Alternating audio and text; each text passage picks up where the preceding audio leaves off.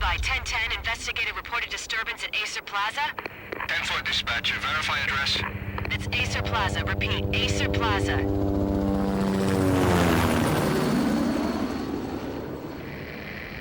Shots fired on the rooftop. An assault in progress at Acer Plaza. Repeat, an assault in progress.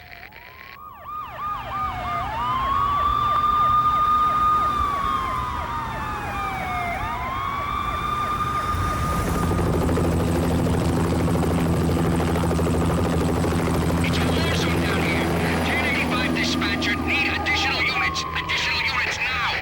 Officer in danger. Officer in danger. 10-5, please repeat. 10-5, all units, emergency. Officer in danger, Acer Plaza. Repeat, Acer Plaza, all units. They were all dead. The final gunshot was an exclamation mark to everything that had led to this point. I released my finger from the trigger, and then it was over. To make any kind of sense of it, I need to go back 3 years. Back to the night the Payne started.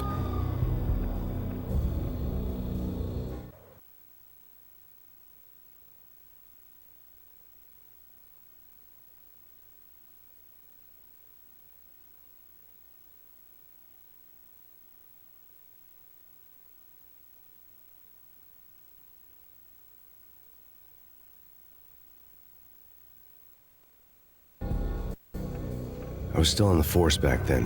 NYPD, Manhattan, Midtown North Precinct, Hell's Kitchen. So when are you coming to work for me, Detective Payne? You'd make me work undercover in some hellhole. Sorry, Alex. Michelle and the baby come first. See? My last smoke. It's bad for the baby. That's you, Max. A regular Boy Scout. See, Alex? Still on for poker Thursday night, right? Like taking candy from a baby. Life was good. The sun setting on a sweet summer's day. The smell of freshly mowed lawns. The sounds of children playing. A house across the river on the Jersey side. Beautiful wife and a baby girl. The American dream come true. Honey, I'm home. But dreams have a nasty habit of going bad when you're not looking. The sun went down with practiced bravado. Twilight crawled across the sky, laden with foreboding.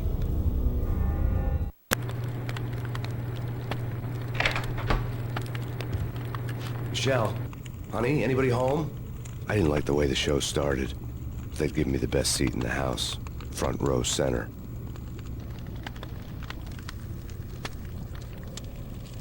What the hell? Something ugly had been tattooed on the wall. A map of things to come. It was a poison syringe, a magic tag full of diabolical meanings.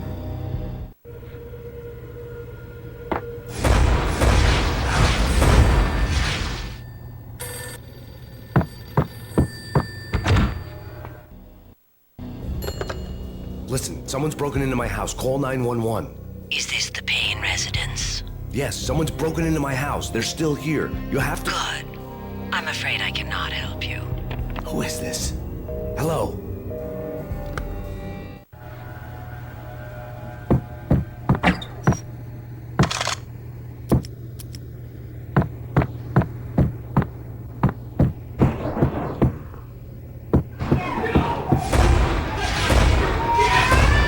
Michelle!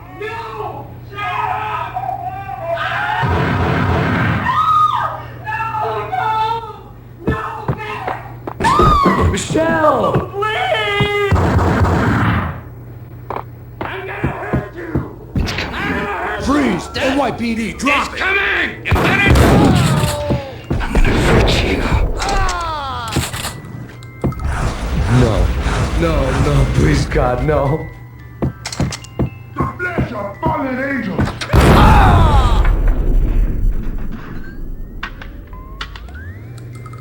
No, God, no, please, Michelle.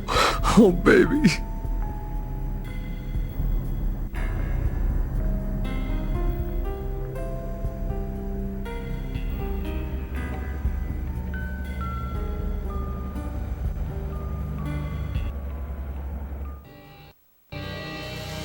No!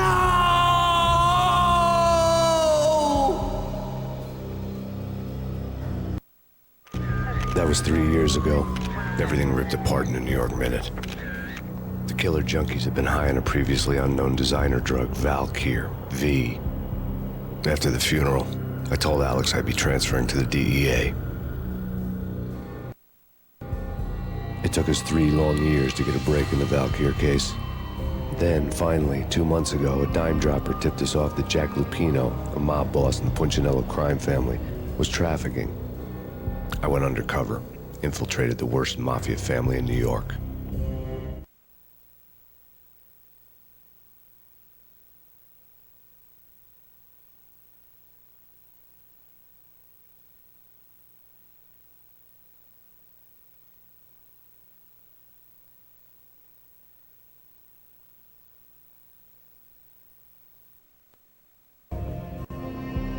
I came in from the cold and the dark. Outside, the city was a cruel monster. I've been slowly working my way from the small time to the big fish, trying to get to the source of the drug. Alex and BB were my only contacts in the DEA, the only ones in this decrepit city who knew I was down here. BB here. Something urgent has come up with Jack Lupino. You need to meet with Alex immediately at the Roscoe Street station. I hadn't had a face-to-face with Alex since I'd gone undercover. Outside, the mercury was falling fast. It was colder than the devil's heart, raining ice pitchforks as if the heavens were ready to fall. Everyone was running for shelter like there was no tomorrow. It didn't get any better when I got to the subway. The feeling hit me like a point-blank shot straight in the face. Something was not right about this. My Beretta stirred nervously under my coat, but the train doors had already shut behind me, and I was in for the ride. Next stop, Roscoe Street Station, and Alex.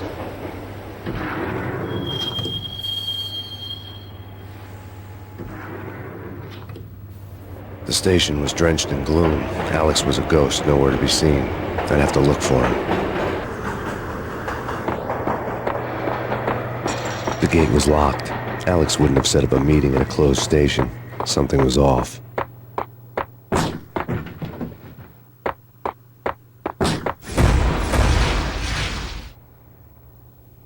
Death was in the air at Roscoe Street. I'd have to find Alex fast.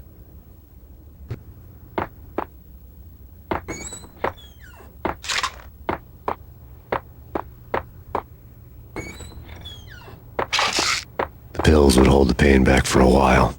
Wasn't Jake supposed to take care of this? He and Mickey are having too much fun taking care of the cop up there. Oh, what's the plan? Simple. Gun down every mother-loving bastard that gets off the train. Sweet. Didn't the train go already? No idea. Let's just wait and see. Hey, yeah.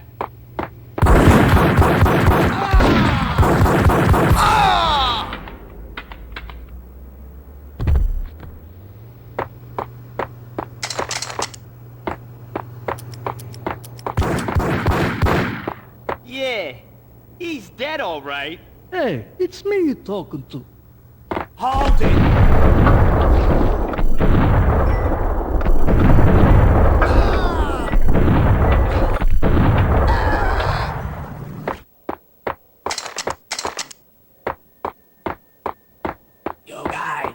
Yo, guys, hey, we're getting around. You hear me?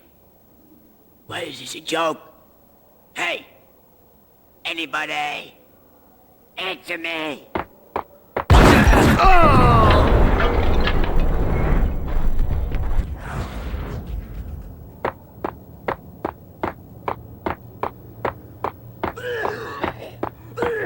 Hey!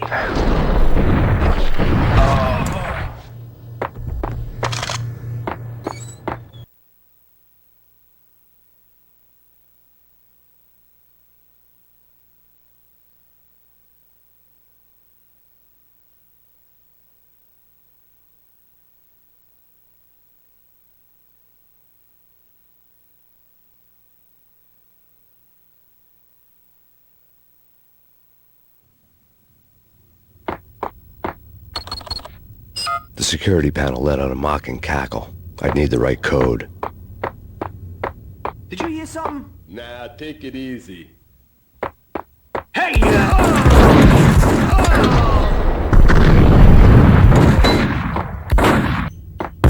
Looking for Alex, I had ended up in the middle of a big-time crime operation.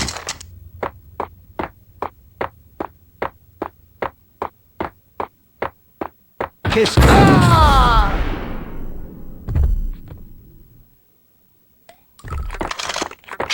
You saved me, man. What's going on here? A massacre. These armed thugs just appeared from nowhere. We need to get help. I can make the call from the control room 1 floor up. Can you take me there? Sure, sounds good. Follow me.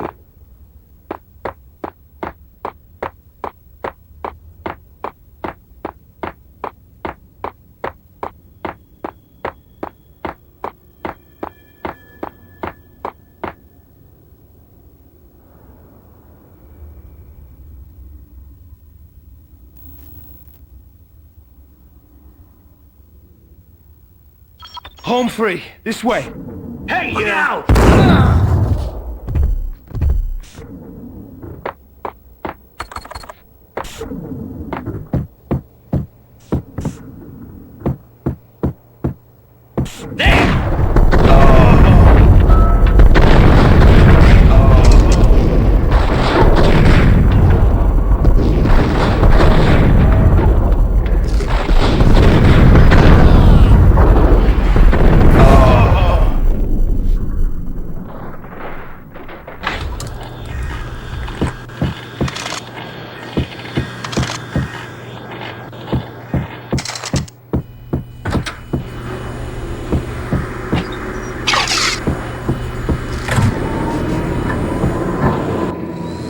The train lit up like a Christmas tree. The power was back on.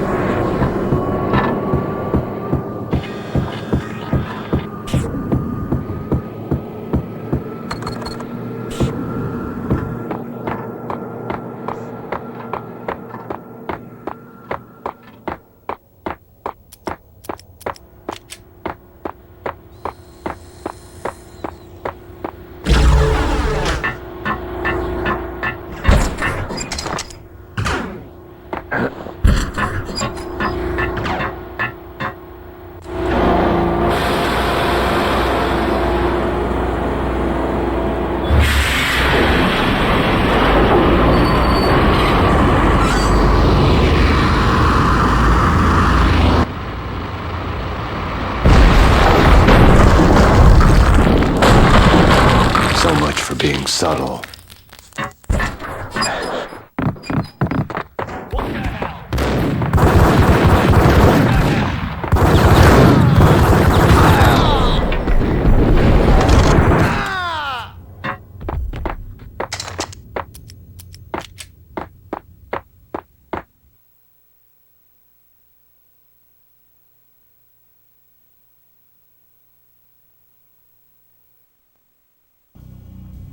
The rusty door led to an abandoned part of the station, closed off since the early 40s. Something big was going down at Roscoe Street. Maybe that's why Alex had wanted to meet me here. Maybe not. One way or the other, I was gonna find out.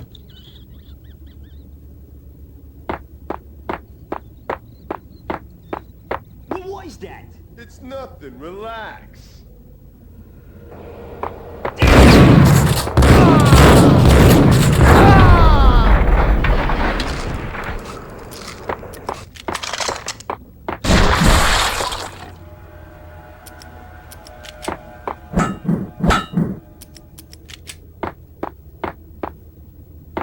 What the?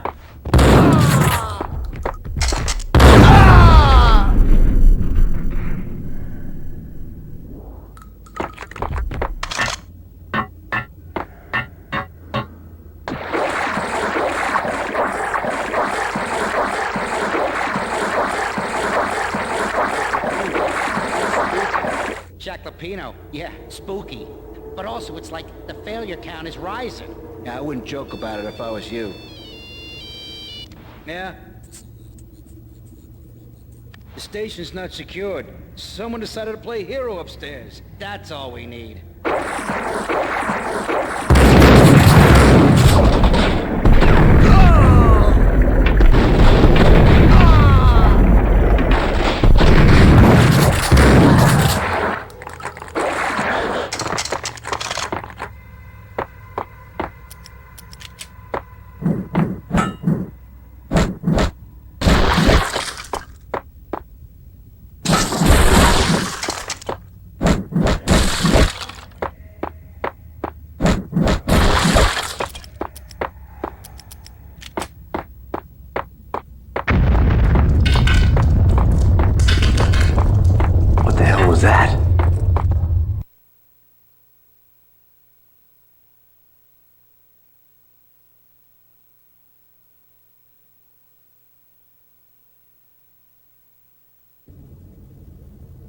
All done here. Give me the detonator. What are you talking about? The detonator. I thought you'd bring it. You were supposed to bring it.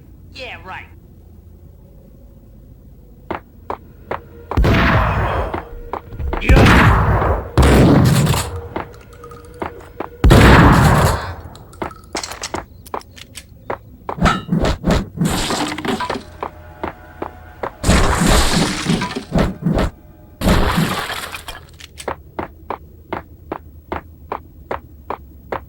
The door had been welded shut ages ago and the bomb was missing a detonator.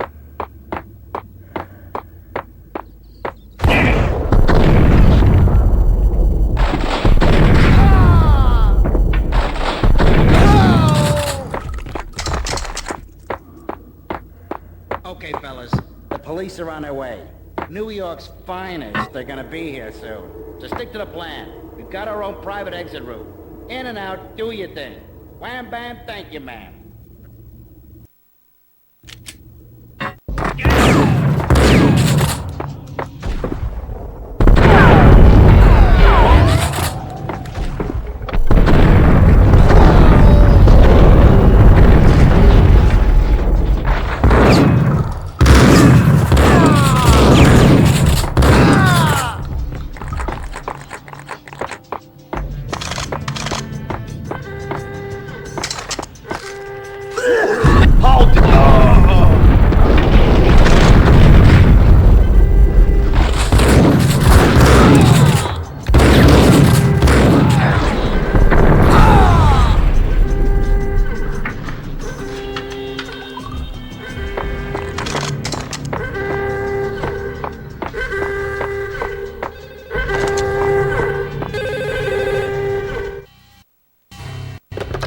We come to you now live from the crime scene.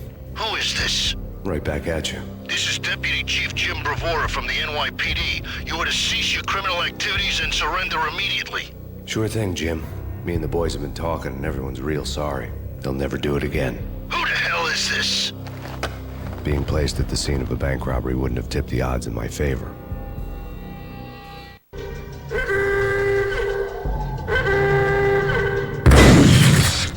Thank you.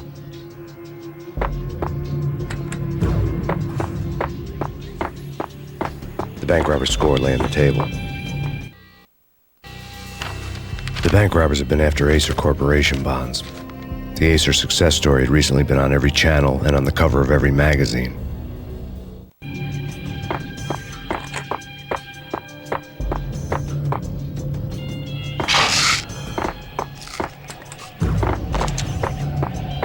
The bank robbers had left their tools on the table. Judging by the detonators, the crooks had bought enough explosives to send Lady Liberty into orbit.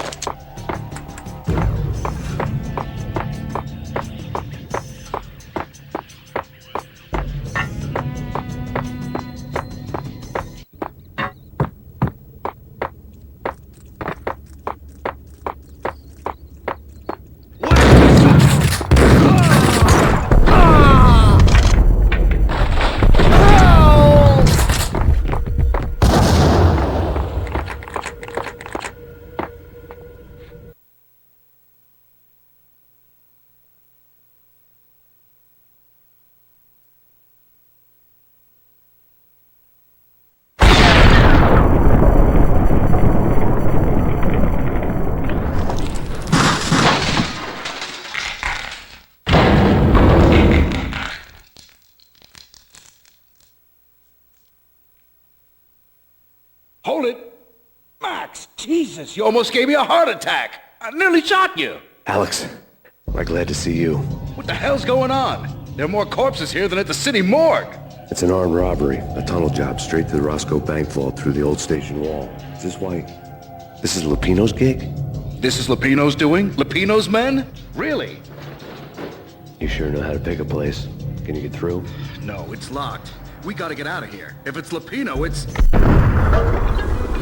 Alex? Alex!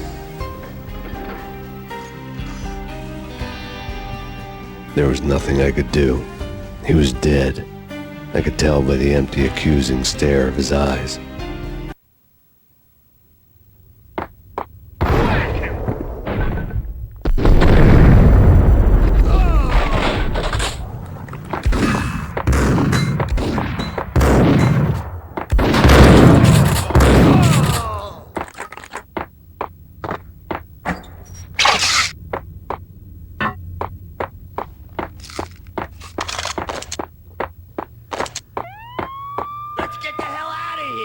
We'll be fine. Just take it easy. I'm allergic to sirens. We gotta get moving. Shut up, okay?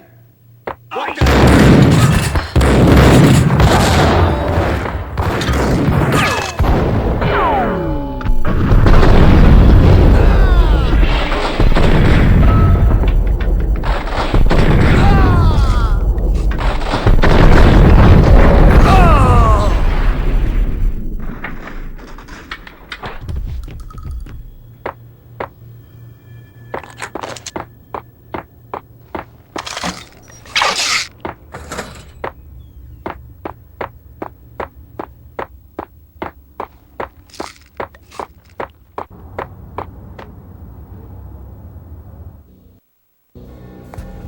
Alex had kept me relatively sane for the past 3 years. Now I didn't know how I felt. Somehow he had stumbled upon something big and ended up stepping on Jack Lupino's toes.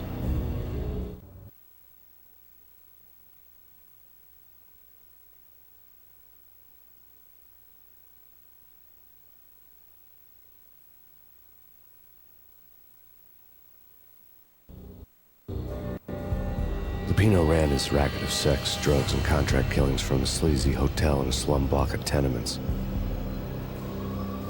The NYPD was closing in. I could hear the sirens. Their wail was a crescendo. Lupino thought he could get us by taking Alex out and leaving me to take the fall for it. All he had gotten was my attention.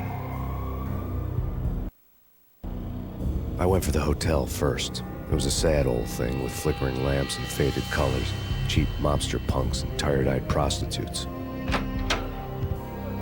I walked straight in, playing at Bogart, like I'd done 100 times before. The place was run by a couple of murdering mobsters with shark smiles. The Finito brothers. Ladies and gentlemen, it's the pain in the butt. Pain to the max. You're killing me. Did you make that up yourselves, or you get some wino downstairs to come up with it?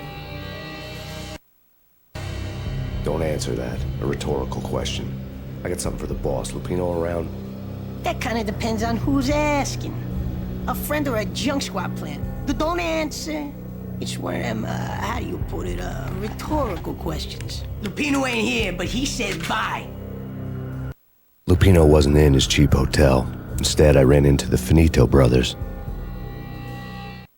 My cover had been blown. The door slammed shut behind me, and then I was dodging bullets like raindrops. Pain in the butt. Ha-ha! Pain to the max. Junk squad. Got a ticket of Marble City for you.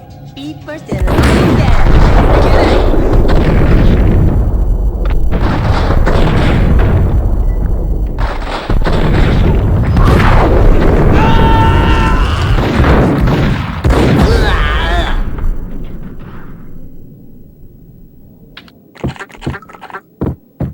A letter on the desk caught my eye. I had met Lupino only once. The gangster ran all his rackets through his right-hand man, Vinny Gagniti. Gagniti was a high-strung whiner on the verge of breaking apart, like an overamped Energizer bunny. He had the brains to run the business, but he lacked the balls, always falling short, taking his frustration out on underage addicts and call girls. The V deal goes down at your hotel. Jack's exact words, quote, "Vinny, you're in charge of this one," unquote. Rico Muerte's coming to see it through. Anything goes wrong and everybody's gonna get dead, goes double for you. Treat this guy real good. Anything he wants, you give him. Don't screw this up or you're finito, finitos. A V deal meant added security, locked doors, and lots of nervous thugs with itchy trigger fingers. I'd seen nothing coming in, but that didn't mean it hadn't been there. Rico Muerte was a regular Kaiser Soze, a spook story told to keep the apes in line. 313. The Finitos had scribbled Muerte's room number on the note's margin. Bosses! Everything all right? Bosses! Joey! Virgilio! You all right in there? They're not answering. Call the others. Tell them to come quick. Okay, but we can't wait for them. We gotta go in now. Bosses! We're coming in!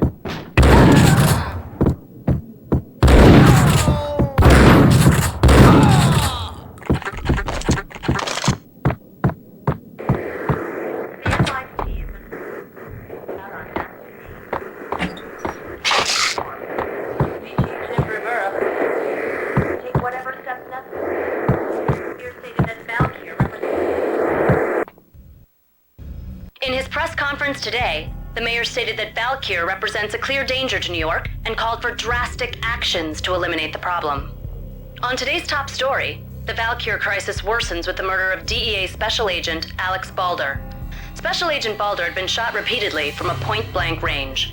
The gunman has been identified as Max Payne. The noose is sure to tighten around this fugitive criminal as more NYPD units join the search to apprehend him. I had just gotten my 15 minutes of fame.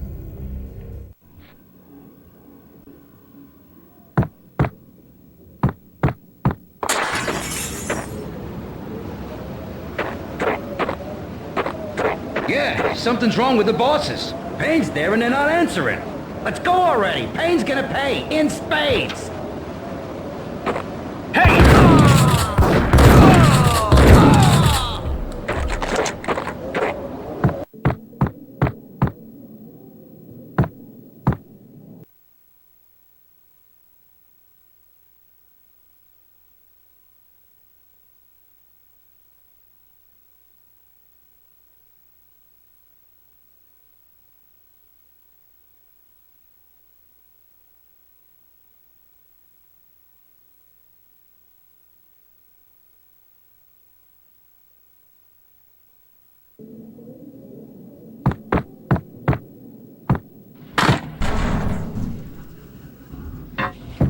What the hell?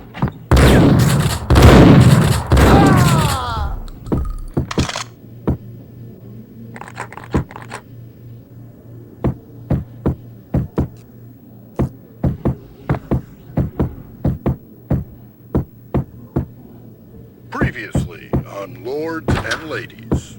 Lady Amelia, Marquis Valentine asks for an audience. Thank you, Lawrence. My lady. My lord.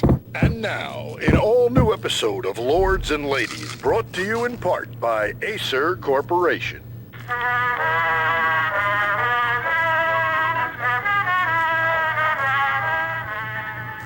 My lady. My lord. My lady, there is a matter of great importance I must bring to your attention. My lord, there is?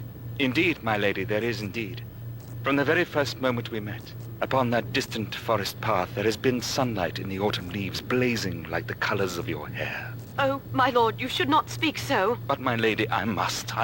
My lord, no! I forbid you. This cannot be. This must not be. But why, my love? Why? My lord, it is too dreadful. Do not force me to speak the words. My lady, I beg of you, I must know. I would rather die than not know. Yes, my lord, we should both be dead, for this shame is too great for the living. My lord, I am your long-lost sister.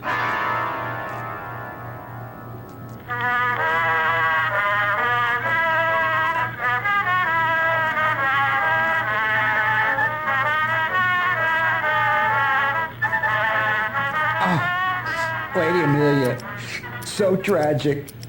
Will they ever get together? Hey! Hey!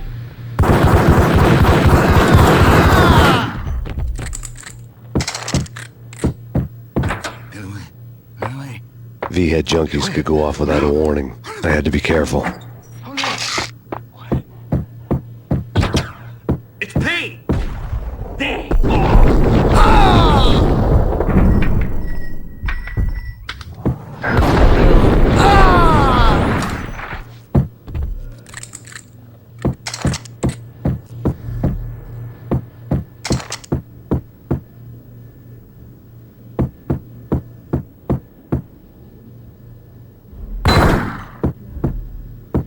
Piece of crap!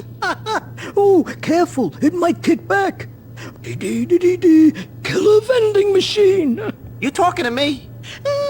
Tough guy, scared.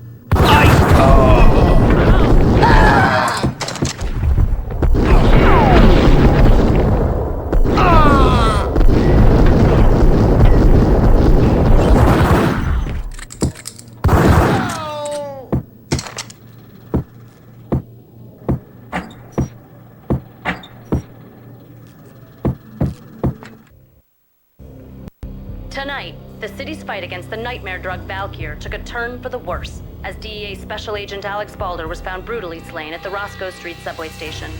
A suspect was seen leaving the site only moments after the shots had been fired, and the NYPD is currently in pursuit of Max Payne, a repeated felon believed to be armed and extremely dangerous. And now the weather.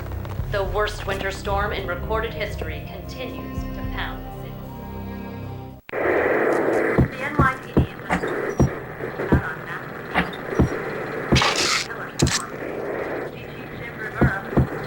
Payne. This party had been dead for a while. I couldn't say I was sorry I'd missed the show.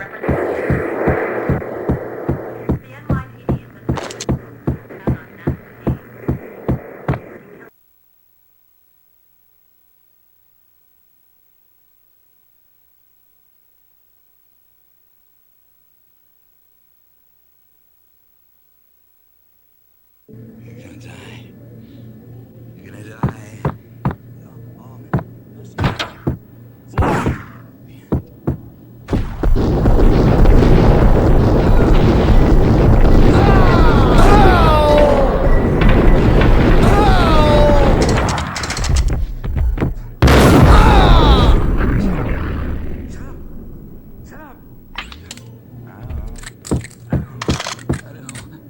I'd found Muerte's room.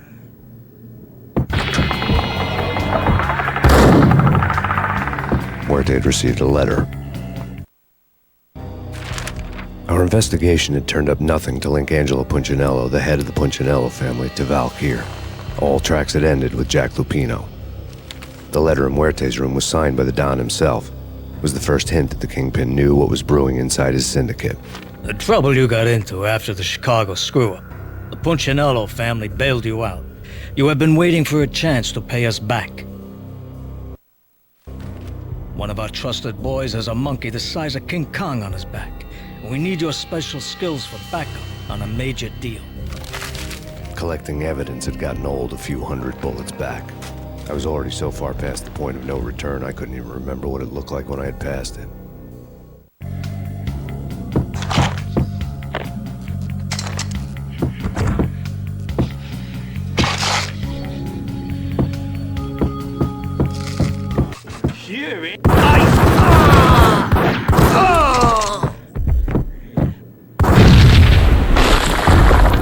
Yo! Told you. God damn! I thought it was a bomb for sure. Nah, the Russian wouldn't dare. This has been waiting to happen. I thought it was a bomb. Yeah.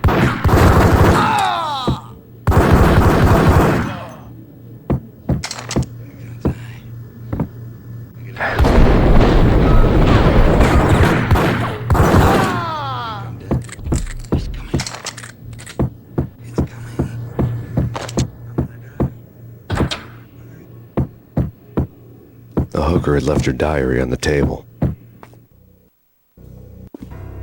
The diary belonged to a hooker named Candy Dawn. The read would have made a vice cop blush. Had talks with the mystery hag over the phone again. Sent her the latest One-Eyed Alfred tape. As long as the hag keeps paying for the tapes, the old man could come every day for all I care. She had a nice sideline, making secret X-rated flicks of her clients and selling them to the highest bidder. It would get her killed if her V-fix for the day didn't do it first.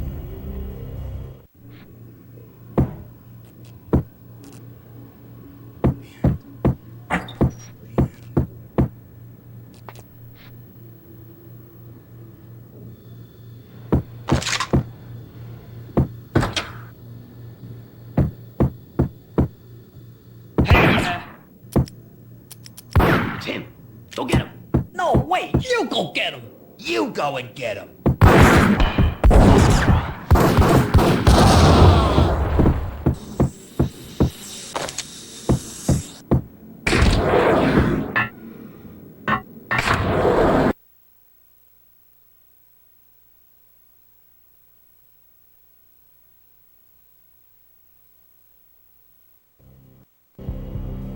The old service elevator rumbled down to the bowels of Jack Lupino's hotel.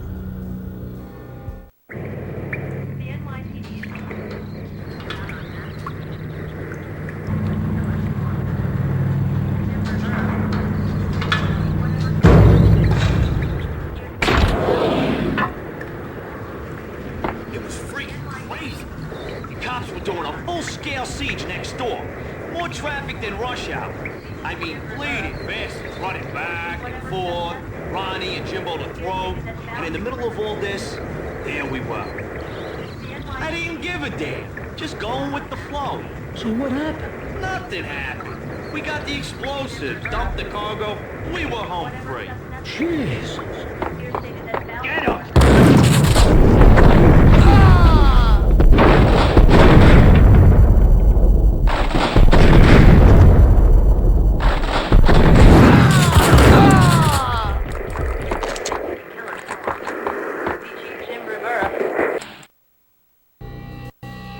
A winter storm warning is in effect in the whole tri-state area, as both freezing rain and heavy snowfall continue.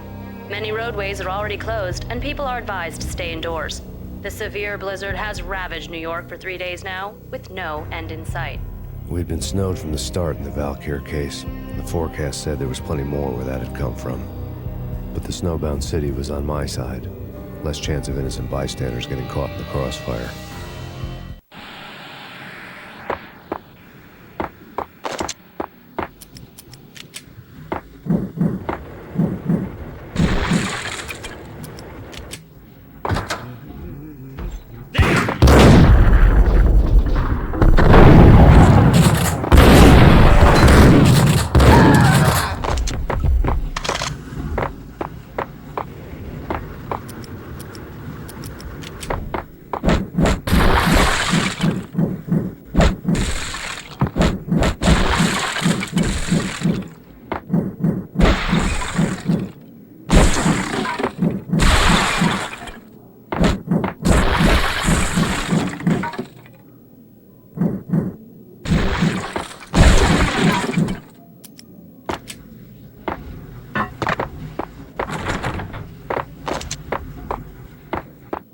Hold it! Exhibit number 1, a newspaper. A dead man tied to a chair lay on the boiler room floor. Captain Baseball Bat Boy has an unbeatable track record in superhero death matches. But a 6-pack of root beer gets me every time. The murder weapon was a baseball bat, now lying in a pool of drying blood next to a newspaper folded open on a Captain Baseball Bat Boy comic strip.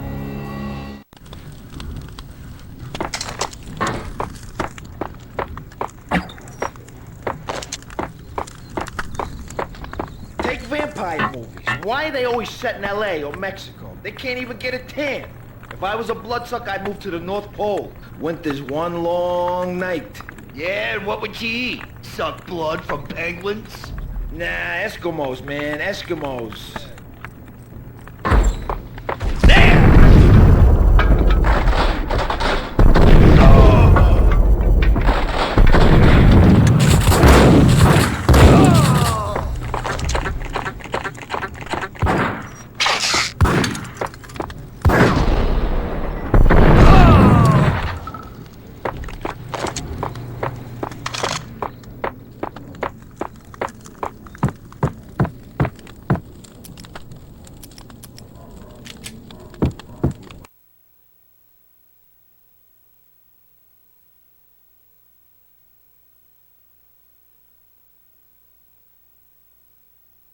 Chill with the guns.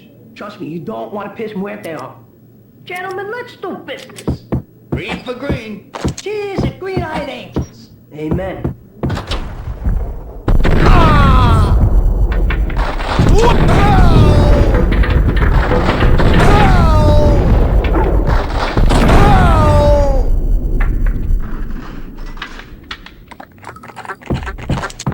A lifetime ago, this would have gone down as a narcotics arrest.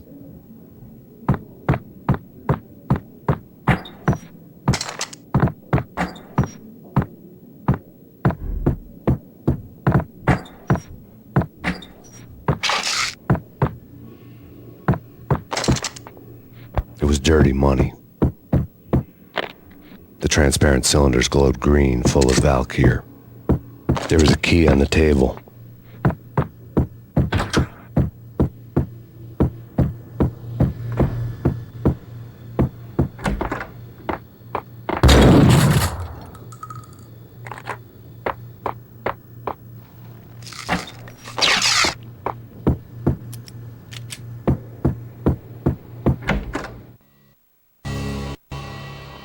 mad dog killers, ready to murder each other.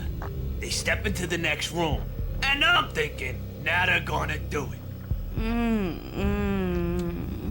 But no. They sit down in front of a TV and solve their differences with a kung fu fighting video game. I tell you, Candy, I was so depressed, I strangled them both with the video game cables. Oh, Rico, you're so bad. I am, ain't I?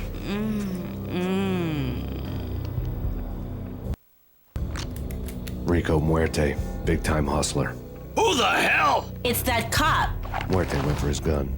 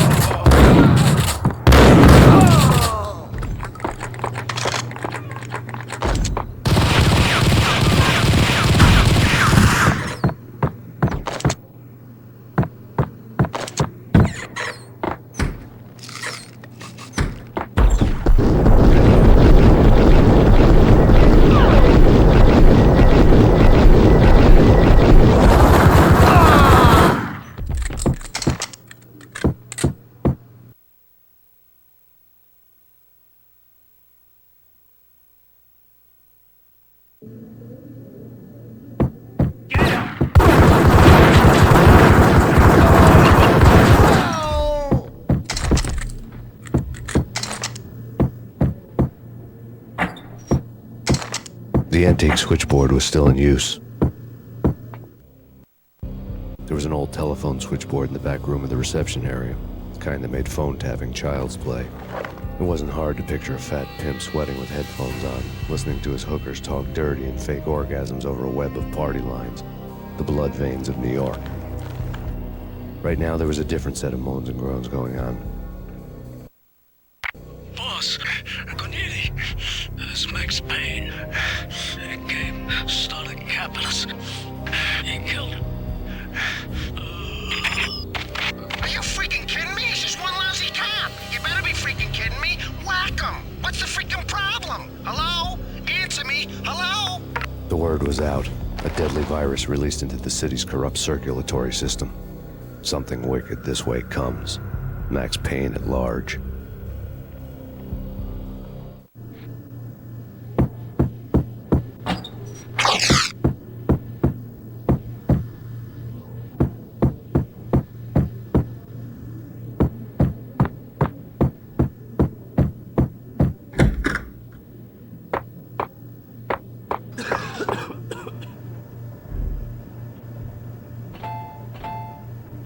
You think you could take my money?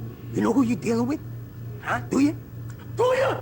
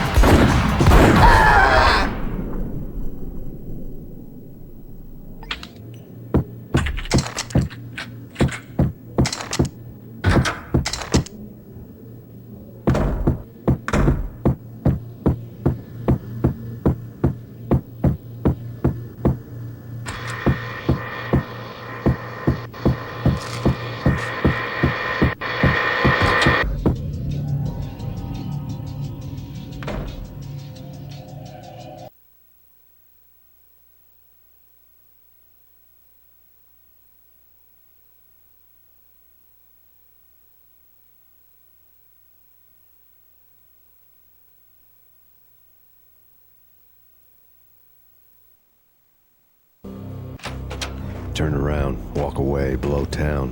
That would have been the smart thing to do. Guess I wasn't that smart. Lupino's tenement buildings were a seedy hangout for all kinds of sleaze. A liquor store, a pawn shop, a laundromat full of mobster bookies and loan sharks. The list went on. The how and why of it was a mystery to me, but they knew I was a cop. They knew I was coming, and they were going to get real trigger-happy about it. I got to see Lupino's hangout all lit up. A bomb went off, turning snow into liquid gold. A pillar of fire lifted the remains of a car straight up into the air. The flames were highlighted on the hood of a black Mercedes-Benz as it coasted down the street real slow, as if the driver didn't have a worry in the world. I got a good look at the man riding shotgun. It was Vladimir, the head of the local Russian mob, the fly in Don Punchinello's soup. The ringing in my ears was the sound of a mob war being waged.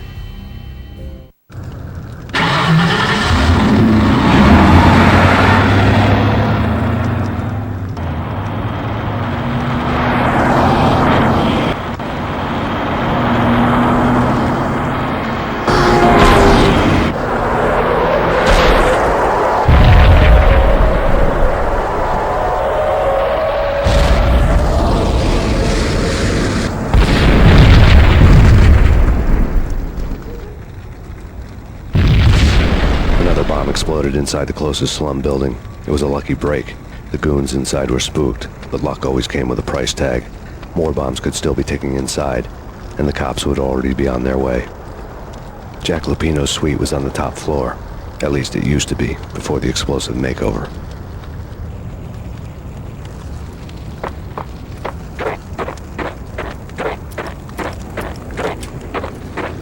I don't know, man. I don't know about this. Quit worrying, man. Think of it as Christmas. The Russians are with Santa.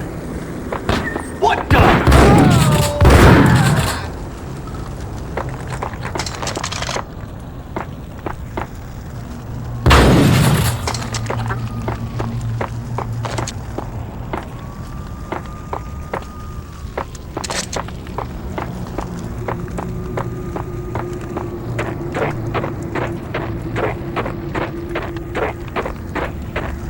The headlines were a depressing read. The headlines were screaming bloody murder. The storm was a screaming duet with the approaching prowl car sirens. It was all a scream when you were down for the count and wanted for murder.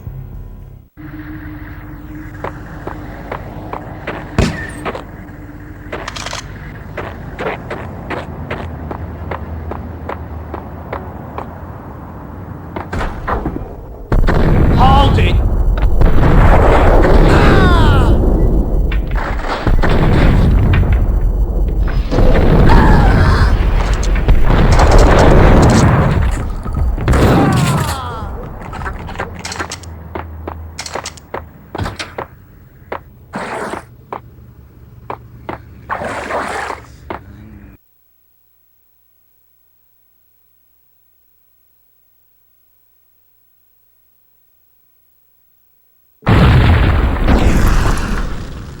The whole building was rigged with explosives.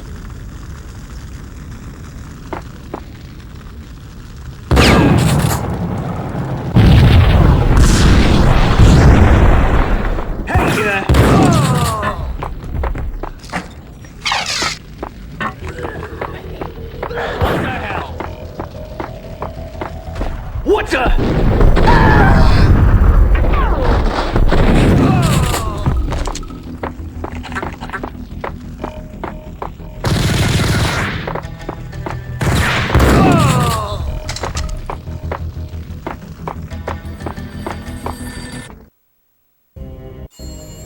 A beaten-up phone in the entrance hall was ringing. It could have been just a junkie in need of a fix, but it turned out to be something more sinister than that. Am I speaking to Mr. Payne? Who wants to know? My name is Alfred Woden. You must hurry. The police are on their way. Tell me something I don't know. They know you're there. How? And what's it to you? I will contact you again. The cops arrived, sirens singing in the off-key harmony of a manic-depressive choir. I had a few minutes while the SWAT team would go through their usual routine. By the time they busted in, I needed to be long gone. Max Payne, this is is Deputy Chief Jim Bravura from the NYPD. Drop your weapons and come out with your hands above your head. That's bad. That's bad. You think? Yeah.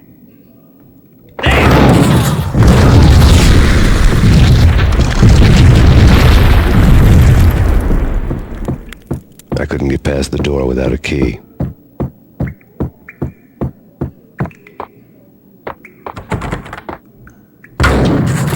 Someone had left a letter on the counter. Suddenly it all made sense. The bombs, the Russian mob boss making an appearance in person. Gagniti was his usual self, all talk and no walk. After our hit, the Russian has only a couple of guns left and they can be bought. There's no freaking way he has the guts to try anything after that. As it turned out, the Russian had plenty of guts. One thing you could count on, you push a man too far and sooner or later he'd start pushing back. There was a key on the shelf.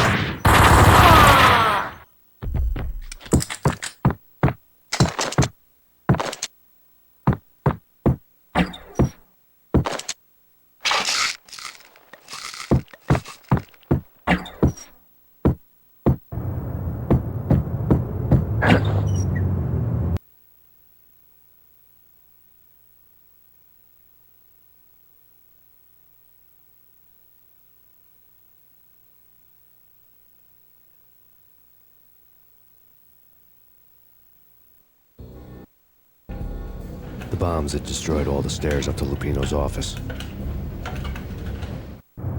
The alternate route led there by way of adjoining rooftops.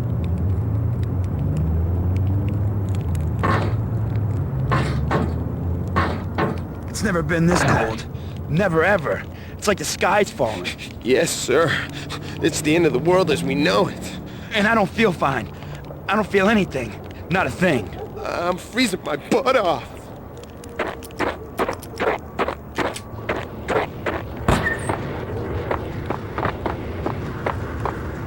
To get to the roof, I'd need to get to the elevator through the locked door up ahead. Pizza delivery. Never seen you before. Buzz off, Joker.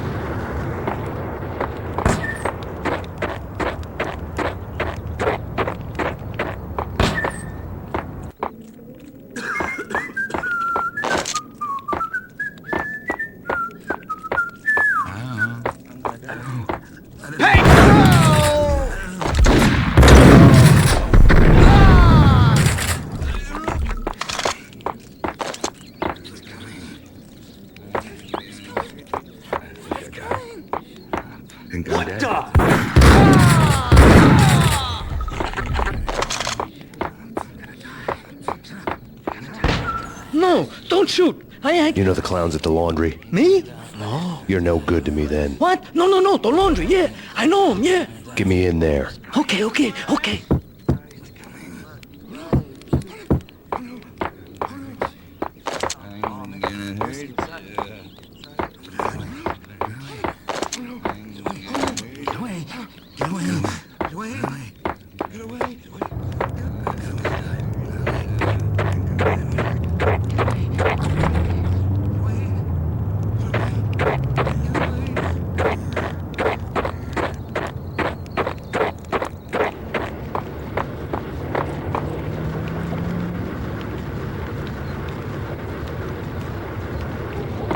me. Open up. Let me in, quick. Not so fast.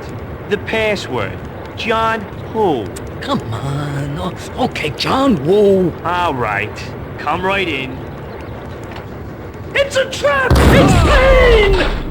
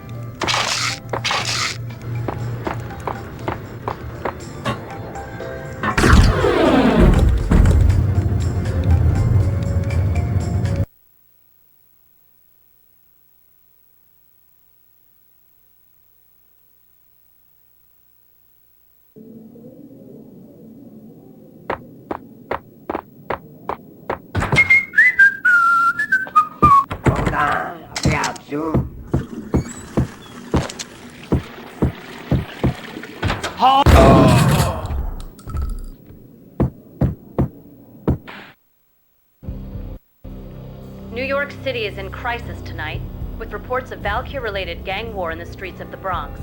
Apparently, Max Payne, wanted for questioning in connection with the slaying of a DEA special agent earlier tonight, is waging a one-man war against his former partners in crime.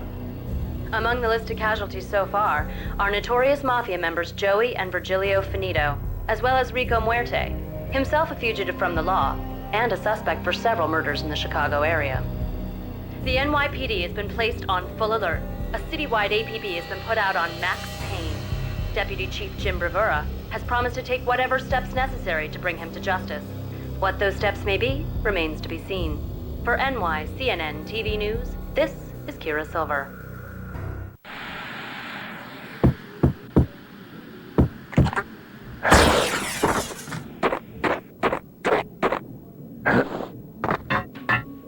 This week on Address Unknown.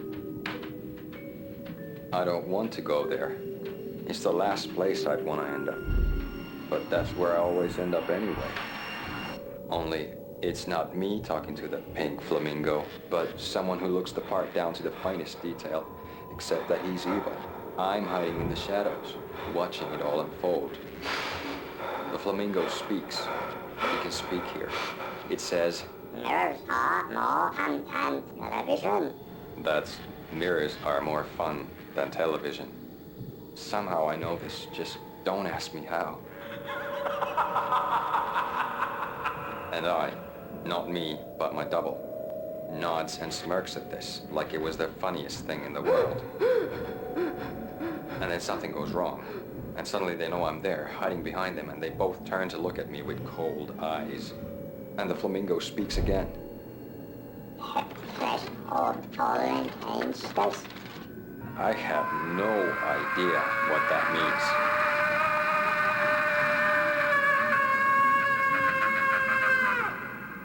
And that's when I always wake up to my own scream in that brightly lit white hospital room, strapped to my bed.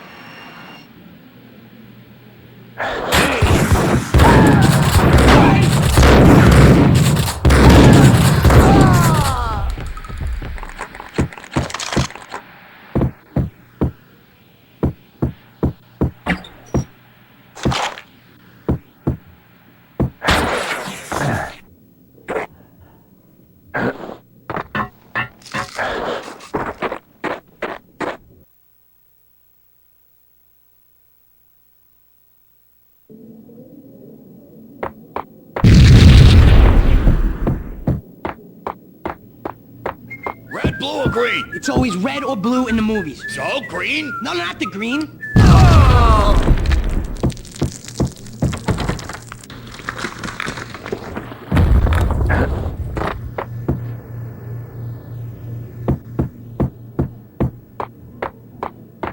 What the?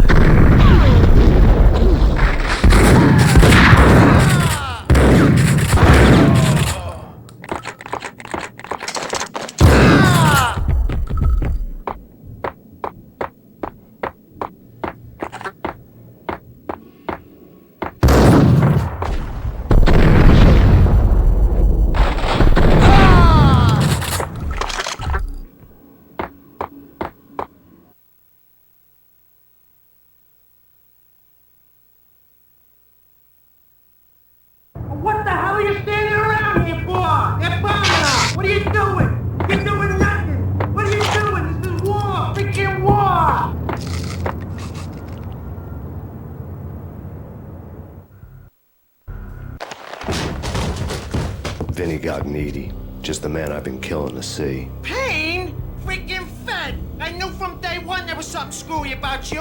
What do you think you're doing? You're a freaking cop. You ain't got squad on us. You can't just come in here waving your piece like it meant something. Yeah! Oh my God! Oh God, you shot me! Ah! You're dead, Payne! What the hell are you waiting for, you apes? Kill him! Kill him! With pleasure, boss. Gognitti bailed. I made like Chow Yun Fat.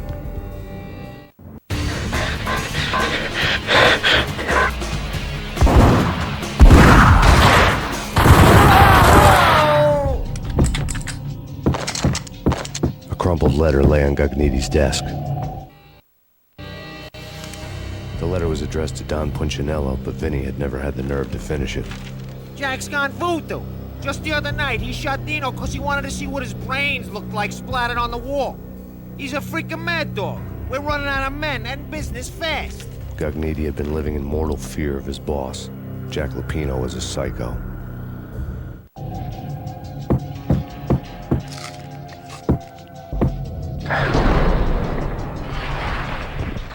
Vinny Gognitti was running scared. He could run, but with a bullet in his stomach like a broken bottle of Tabasco, he was quickly running out of time. He knew where his boss was, and I wanted to square things up with Jack Lupino. Gognitti would be moving fast. I don't know about angels, but it's fear that gives men wings.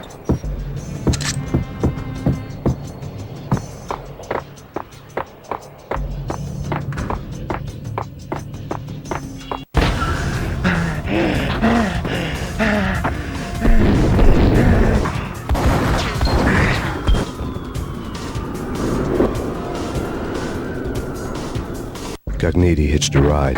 To catch him, I'd have to follow his lead.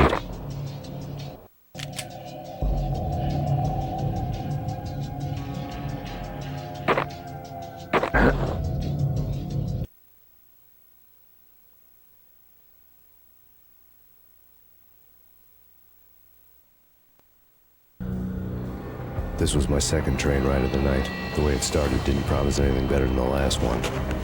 Freezing wind tearing at my face like sandpaper and razors, ice hard and slick under my hands and feet. Somewhere in the background, the wail of sirens, the city howling after me. New York sped by in fast forward. Dark rooftop water towers and a dead forest of antennas and chimneys, all a blur. When the train he was riding slowed down, Gognitti made his move.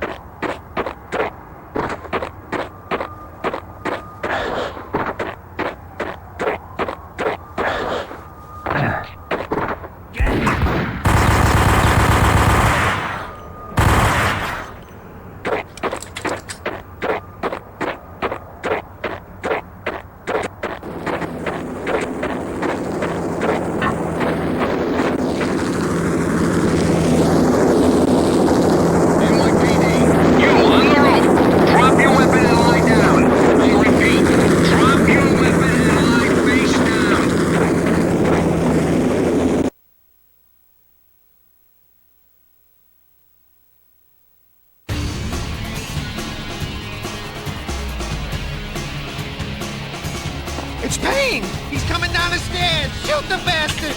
Okay, boss, you got it. No problem.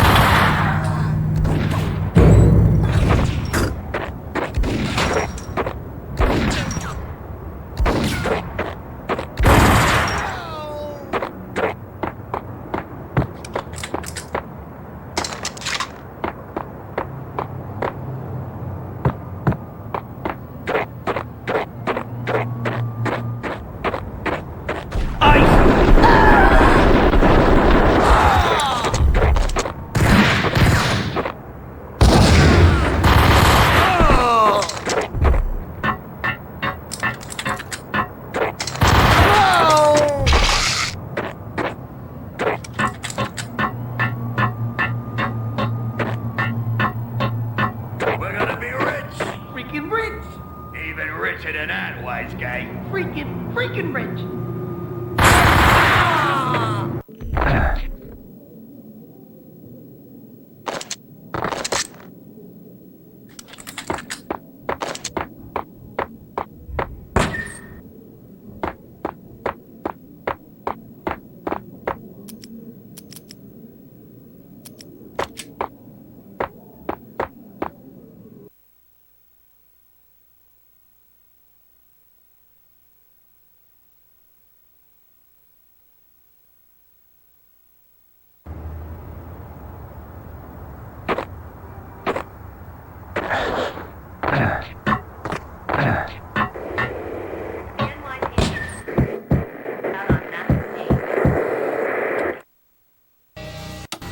Max Payne has nowhere left to go. We are very close to capturing him.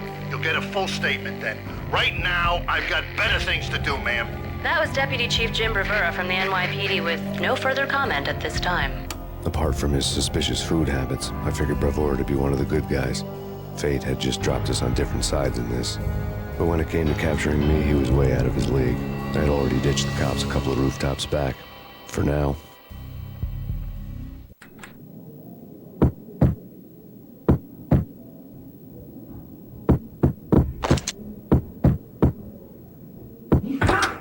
I can hear him. Ready? Keep it down. Join at the door. Okay. This is it. Any moment now, Payne's gonna bust through that door with murder in his eye. It's either him or us. I, for one, am gonna pump the SOB so full of lead, they'll need a forklift to carry the coffin to the grave. Awesome!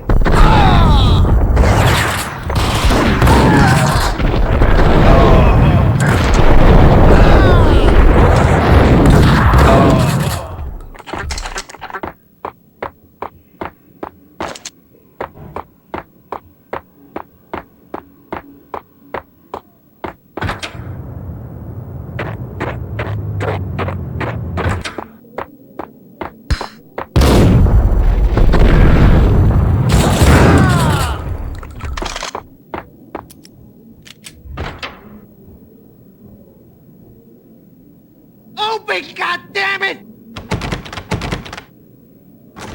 Payne! I'll kill you, you lousy freaking...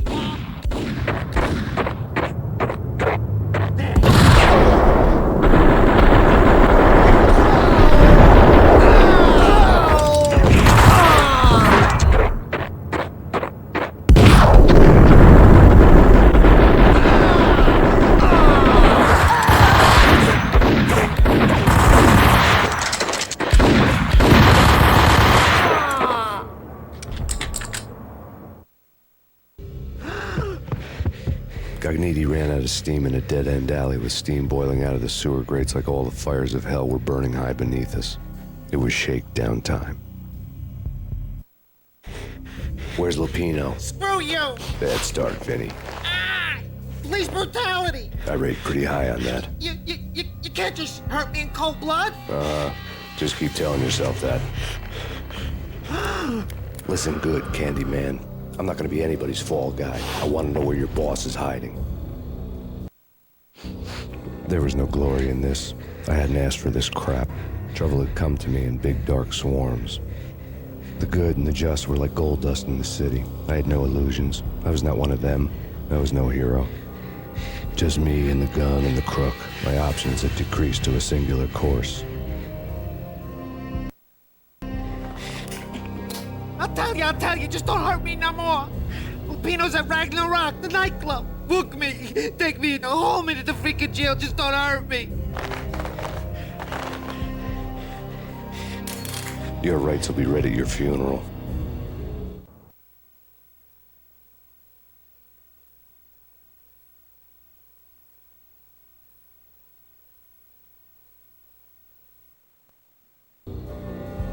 Ragnarok was Lupino's private nightclub, a den of drugs built into an old theater. I knew what waited inside. V-head junkies ready to explode in random acts of senseless violence, and Lupino's goon squad, the worst stone-cold killers this side of hell. Ragnarok was as inviting as a headache, flickering and flashing to a machine gun beat. belly of a nightclub was a gothic theme park that began with bondage games and led to the nasty stuff from there.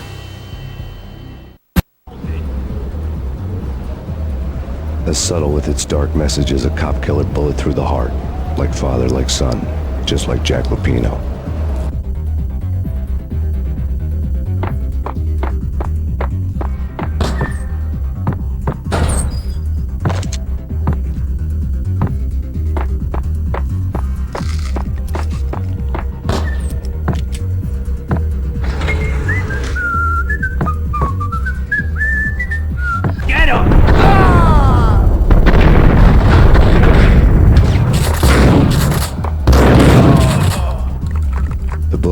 Been a bestseller.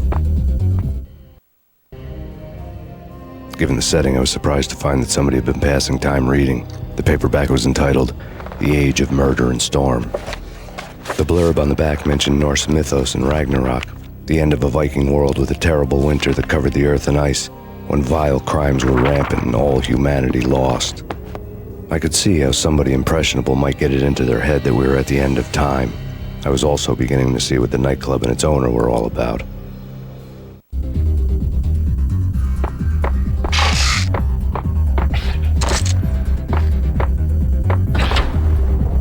There he is!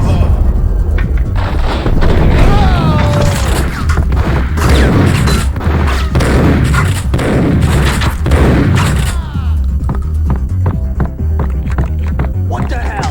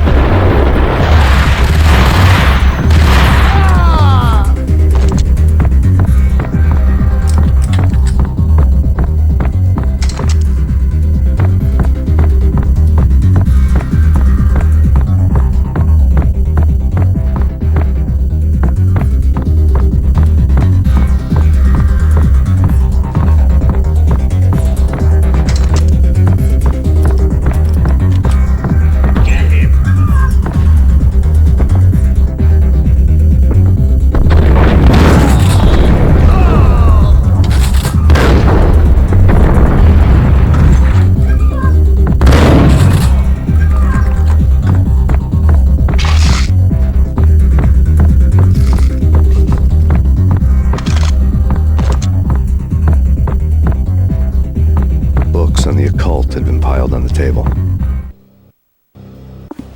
The room was stacked with light reading, such as Necronomicon, Witchcraft, and Paradise Lost. Old exotic titles like Malleus Maleficarum and De Umbrarum Reini Novum Portis. Books with pentagrams on their covers, all dealing with the occult and the infernal, lying between stacks of horror videos and a couple of Ouija boards. The only thing I could take seriously was the thought of Lupino taking it seriously. He had been spending a lot of time getting intimate with the guy downstairs.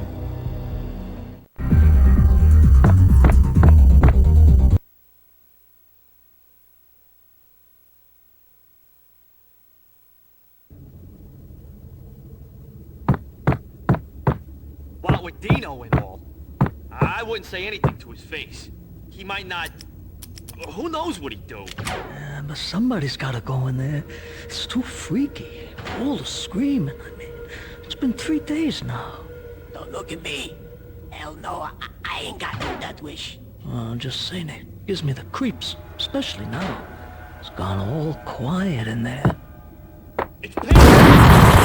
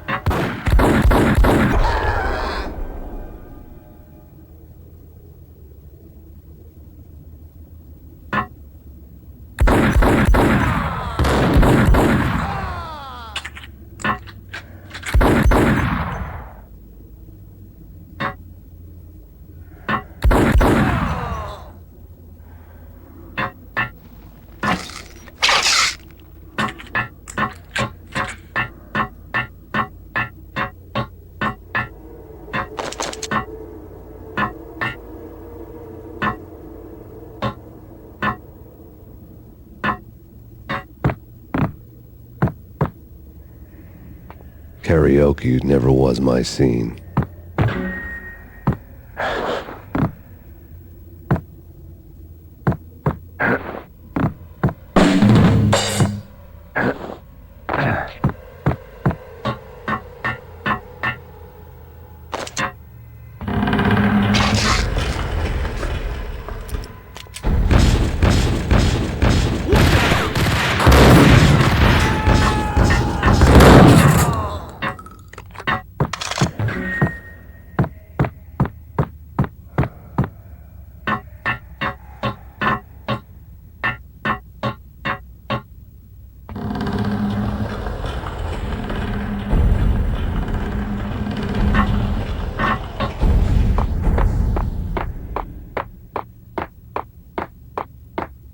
Yo!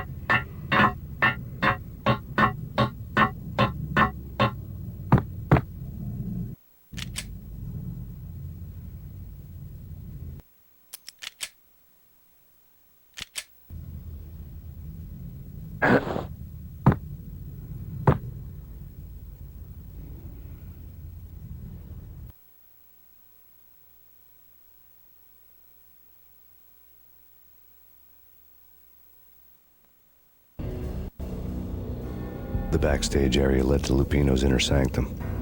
The hot air inside was like an invisible wall, thick with incense and something else, a sickly sweet smell that made you gag. This was the rotten core of the Big Apple. Lupino lurked somewhere ahead, like a spider at the center of his web, waiting. The vapors in the air started to make my head swim. Torn pieces of a letter lay scattered on the sofa.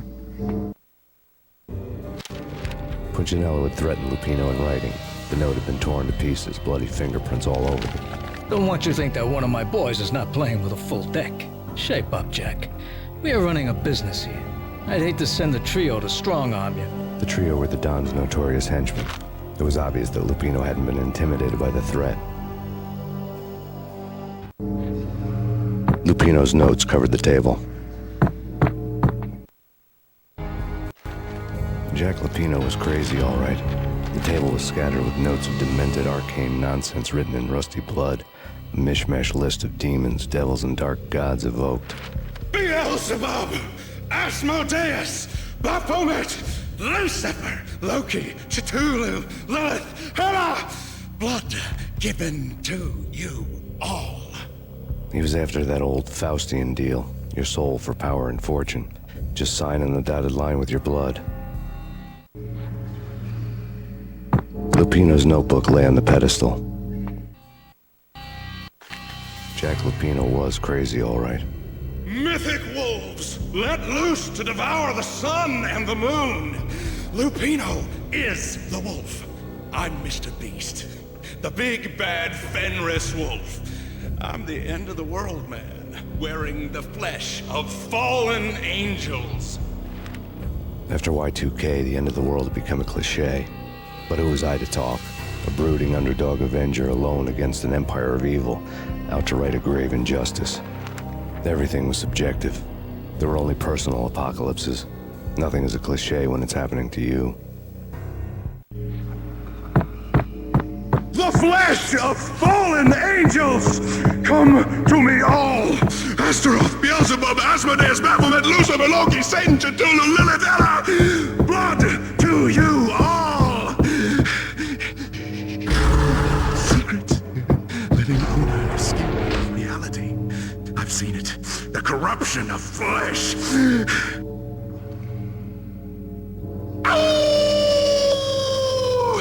I'm the wolf, yeah! I am the wolf! Close. It's coming. You have come. Witness to the end of time. It's now! I will rise! her side. I don't need the words. I'm beyond the words.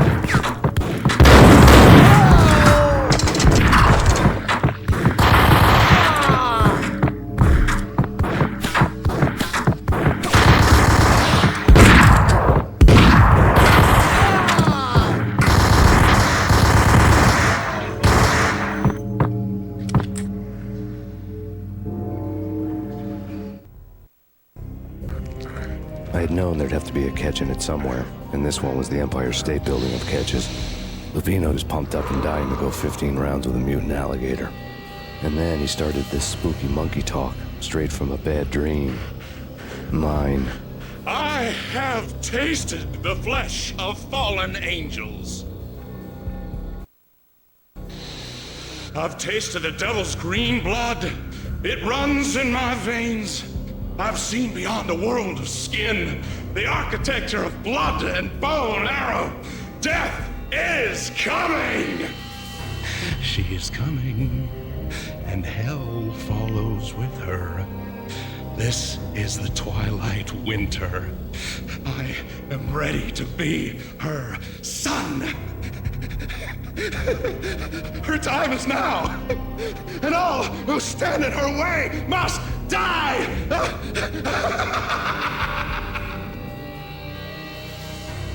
Die! You'll die! You'll die! Now! All die! Ow!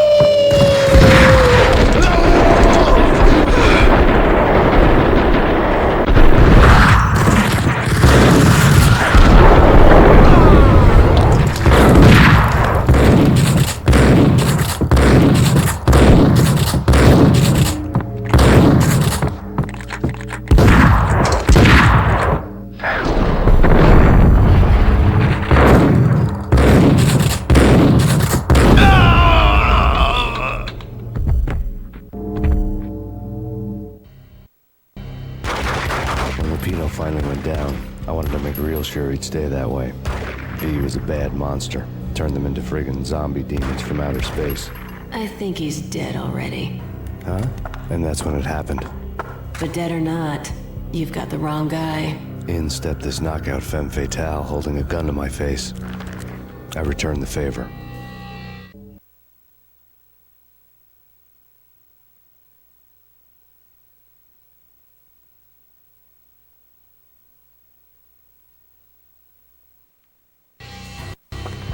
Lisa Punchinello. Lisa Punchinello was the Don's wife. Mona Sachs. Lisa's evil twin. Your safety's off, evil twin. You might hurt someone with that gun of yours. Lisa's the damsel in distress. I'm the professional. I'd blow you away without batting an eye. Sure, and you can check out my credentials splattered all over this joint. Jack couldn't have framed you. Not the state he was in. We're after the same slime bag. Angelo Punchinello's the one who murdered your friend and framed you with it. You know this for a fact? I've got my sources. I don't have a clue these days. I just shoot them as they come. Who put a contract on the Archfiend? This one's mine. I hate the guts of that sadistic wife-beater. Why not pool our bullets for this one? I thought you'd never ask.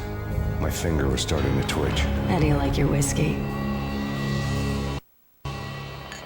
I'm easy, as long as you don't try to slip me a Mickey. You're a real angel, Max. It was good stuff. Tasted sweet as honey going down. Nothing personal. Can't risk you going berserk and getting Lisa killed.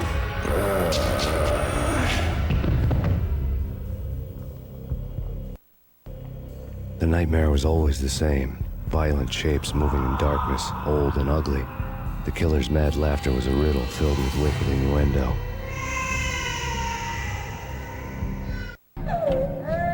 Somewhere, the baby was crying.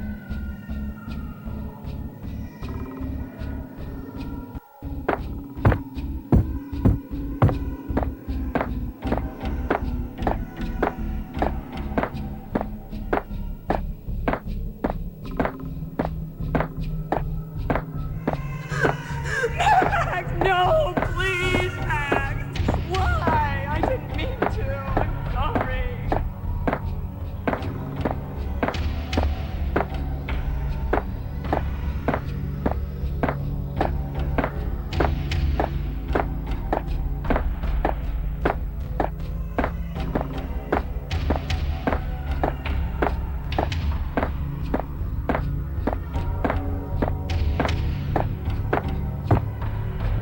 Should've known it when we found you snoring next to Lupino's corpse.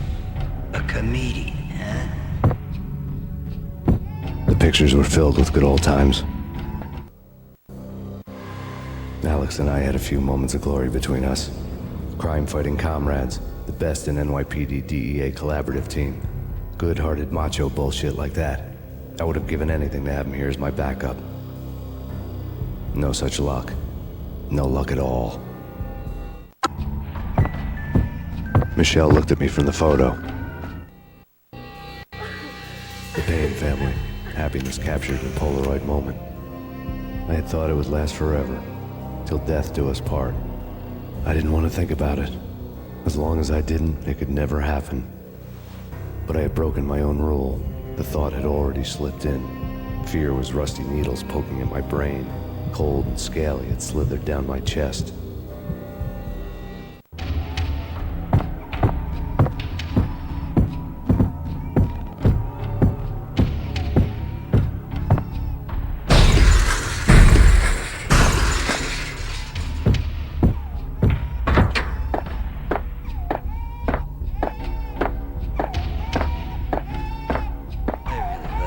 Cartoons.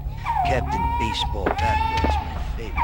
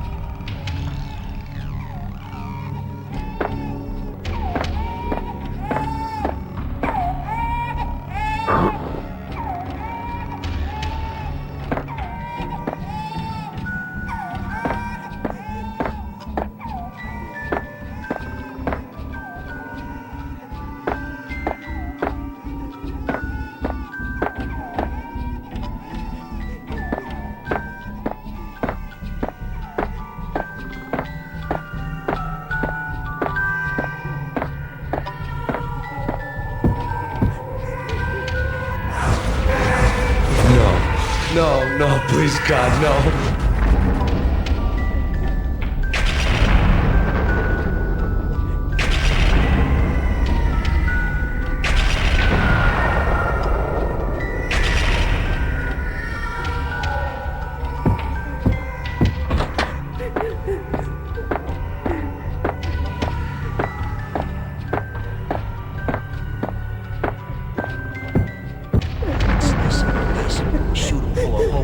Blow them to bits, vaporize them, disintegrate them.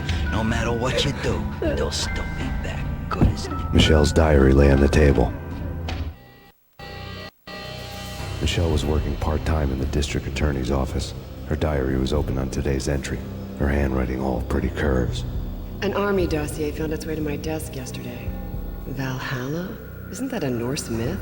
Something about Vikings? I tried to tell Max about it, but he was busy, that cute frown on his brow. Guess it's nothing, just a mix-up at the courier service. From now on, I would always find time for her. It was a hollow promise. Too little, too late.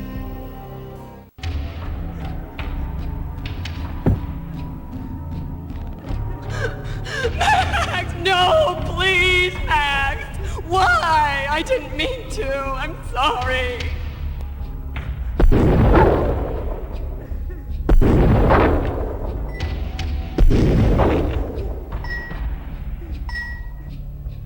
Murderer! You killed her! Nothing like that ever happens in the real world.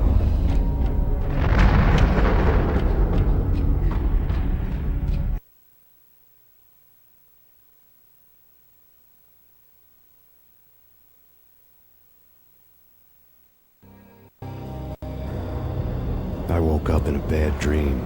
My head felt 2 sizes too small for my brain. Max Payne. I envy your name. And the killer was smiling. Pleased to meet you. I'm Frankie the Bat Niagara. Niagara, as in you cry a lot? He had a baseball bat and I was tied to a chair. Pissing him off was the smart thing to do.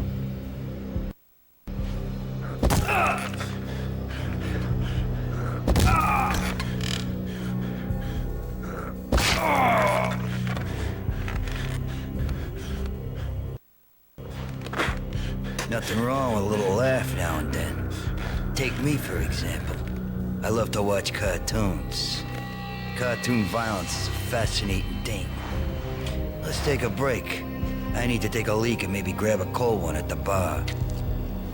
Don't worry. I'll be back to finish this off. And then, it's checkout time. You play, you pay, you bastard. He swaggered out, and the door clanged shut behind him, locks clicking into place. Everyone makes mistakes. Mine hadn't been to crack jokes about the goon with the bat. He'd have cracked my skull regardless. It hadn't even been to trust a girl with a gun. I had blindly gone after the first bad guy on my hit list when I should have been aiming further up the ladder, at the head of the Punchinello family. I couldn't bring myself to be pissed at moment. I guess I had a soft spot for a pretty face.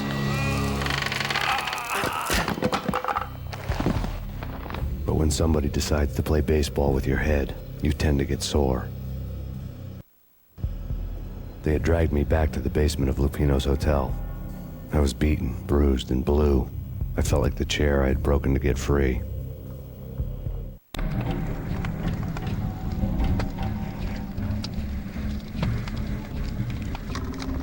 All I had was Niagara's bat, sticky with my own blood. Without a gun, I'd be no match for Frankie's men. I'd have to play hide and seek with them.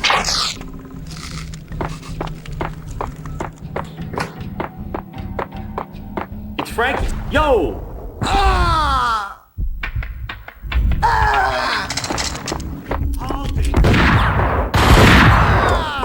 What the hell?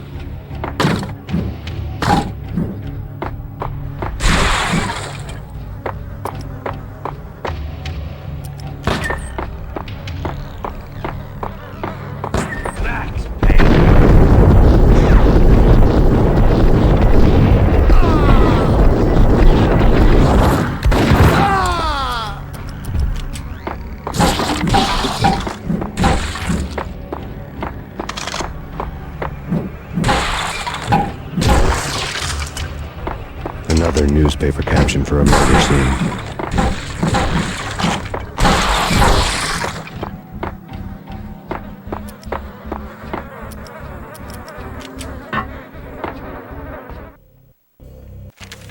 Frankie had left his calling card, a Captain Baseball bat boy strip, next to a sewer passage filled with bodies.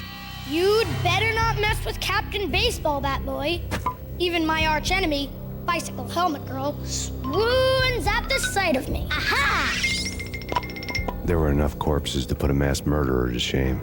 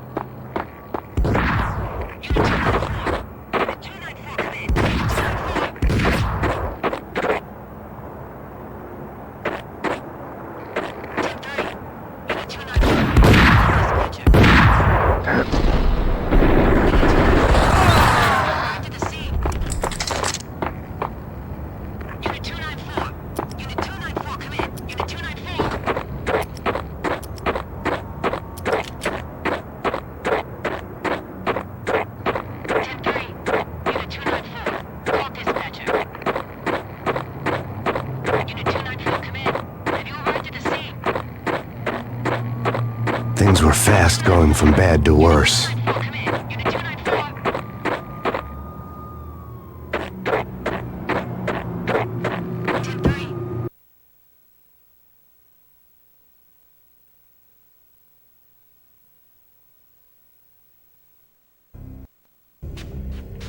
The men in blue had come and gone. They had decorated the place with chalk outlines and tied it together with yellow tape. The cops who had stayed behind were dead. Frankie, his boys, and I had the place all for ourselves.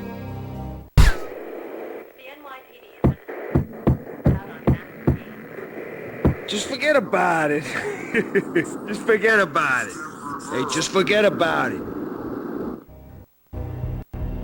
That crazy witch, you should have heard her. She was a real scream when the boys caught her trying to cap the Don. Oh, that's friggin' bad. To the trio? That's even worse than what Frankie's doing to that poor bastard downstairs. She's gonna take a long time to die. The mobster muscle on the phone was talking about Mona. Punchinello's trio were nothing but bad news. It's Payne!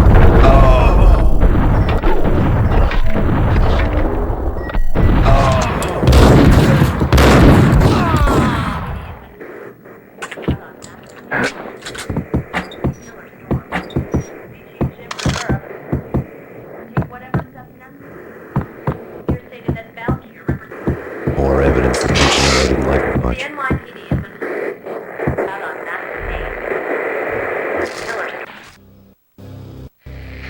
The fact remains that all the victims so far identified in the Ragnarok shooting have been known criminals, many of whom had large doses of V in their blood.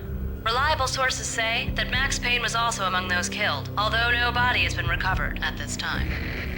Reliable sources. That meant somebody thought the Mafia had me, and didn't want the cops snooping around anymore. The body would be delivered to them barely recognizable. Case closed.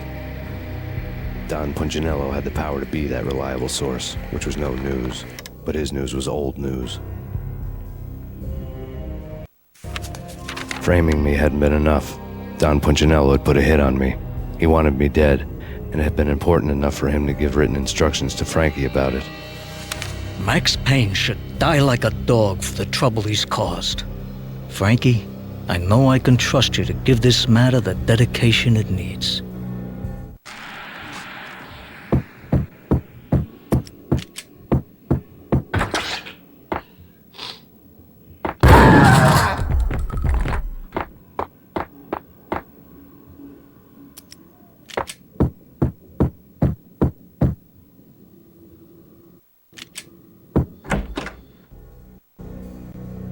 The hotel bar was fast developing quite a history.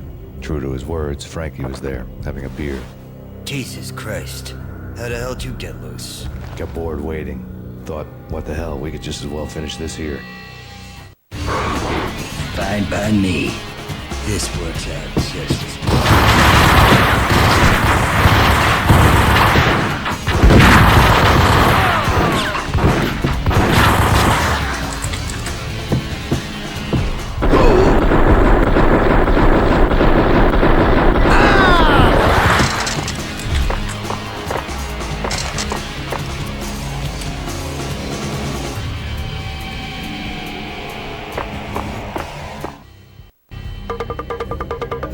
Thank you. You've been a lovely audience.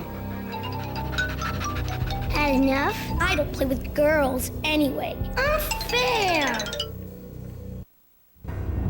I spotted the tail as soon as I left the hotel.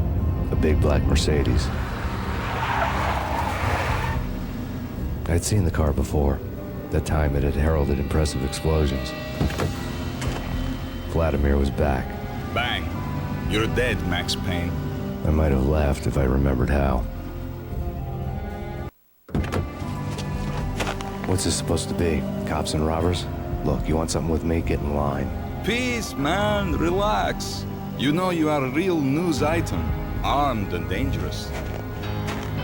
I am going to make you an offer you can't refuse. I've always wanted to say that.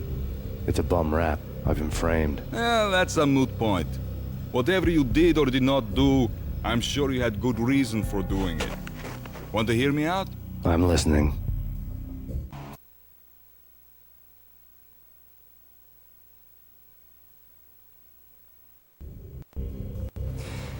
Punchinello messing with V is bad for business all around. But that's not all. There is this guy, Boris Dime, used to pull jobs for me. He's the captain of the cargo ship Charon. Now the bastard turncoat has gone over to the other side, Punchinello's. The ship's loaded with high-res hardware, guns, my business. If Punchinello gets hold of that cargo, he's won and I have lost. And you'll have your work cut out for you. If you want to get to Punchinello, you'll need heavy-duty persuaders. I am just the man to get them for you. Change the ship back under my flag, maybe pop 2 in the traitor Dime's head while you're at it. You'll get enough guns to start the apocalypse. You in or out? Let's get this show on the road. Vladimir was one of those old-time bad guys with honor and morals, which made him almost one of the good guys. None of us was a saint. The Brooklyn riverfront was a maze of rusty containers, sharp-boned cranes looming up from the snowstorm. On a night like this, you couldn't help but think of the dark army of dead men sleeping with the fishes, cement shoes in line. No Minotaur lurked in this labyrinth, but somewhere out there, on the clanking deck of his cargo freighter, the skipper of the Chiron was waiting, like the ferryman of the river Styx. What the?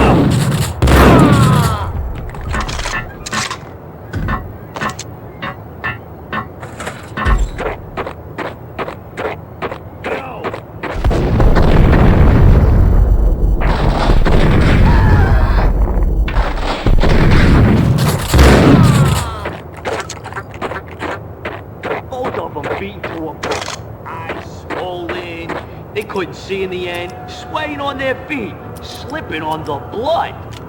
Money's worth. Brought tears to my eyes. Transcendental. Hold it!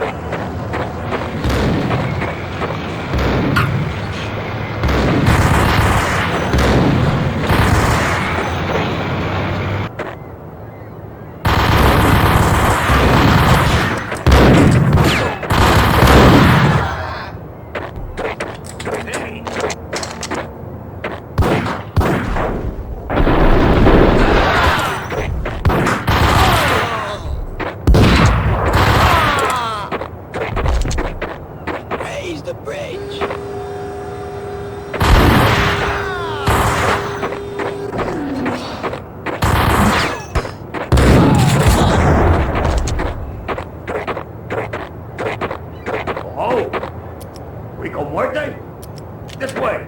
In here.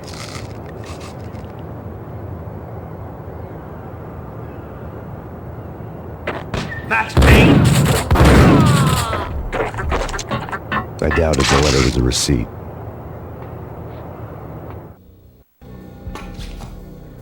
Rico Muerte had come to town to do more than just sort out family troubles. Exhibits number 1, 2, and 3. Briefcase of money, a sniper rifle, and an envelope with one word neatly printed on a folded piece of expensive paper. Mayor. It didn't sound like a mafia contract at all. It was too cold and too to the point.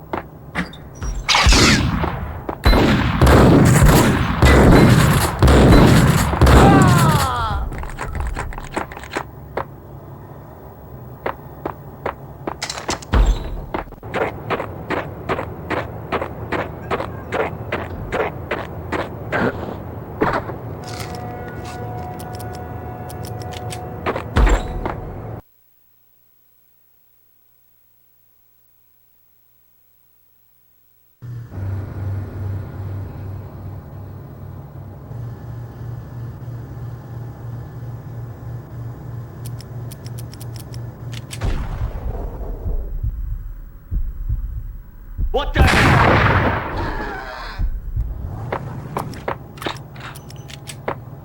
Hey,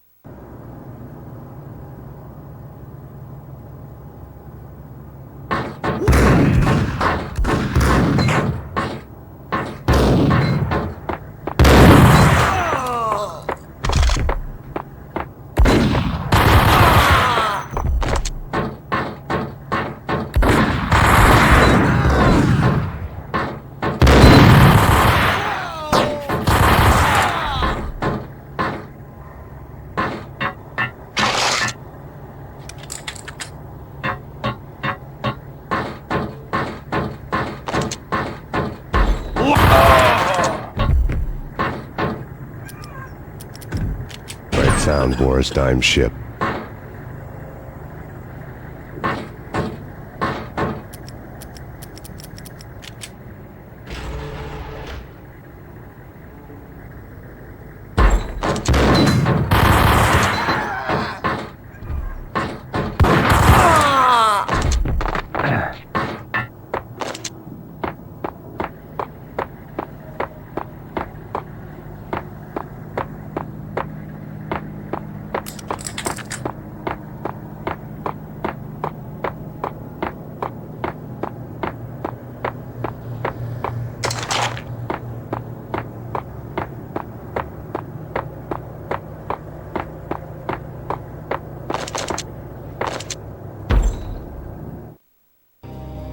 Rust had crept over the sides of the cargo steamer a long time ago. Boris Dime would be on board. I'd have to smoke half of his crew to even get near the gangplank. The guns were probably being kept in the hold, buried amidst the rats and oily water.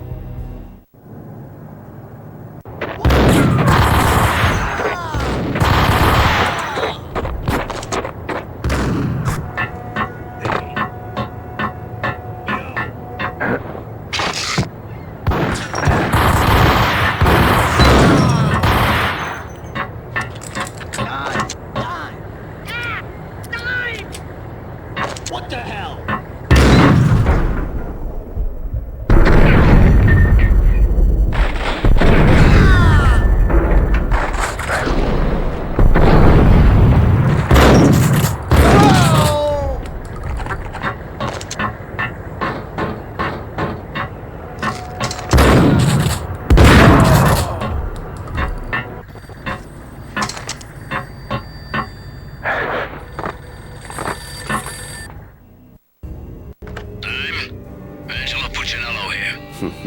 Angie, tell me, how much did Dime cost you?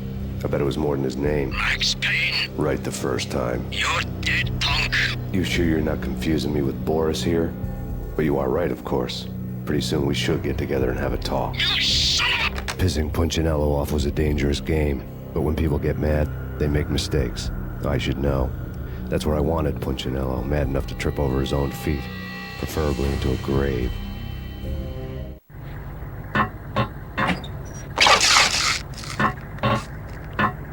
Dime! Dime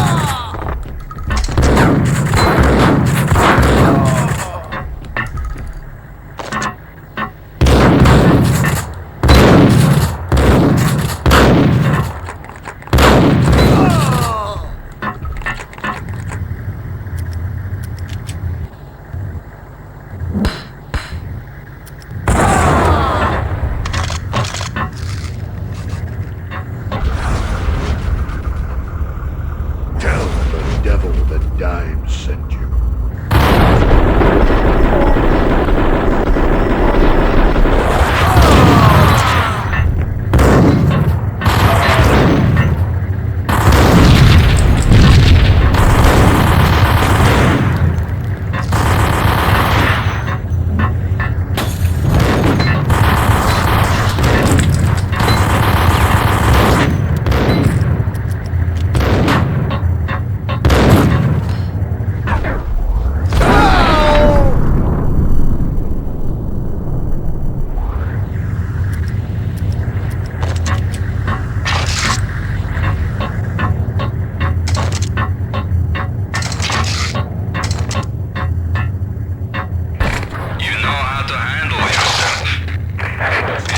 says different is calling me a liar. Glad I'm here. Collect all the guns and ammo you want. Meet me on the bridge afterwards.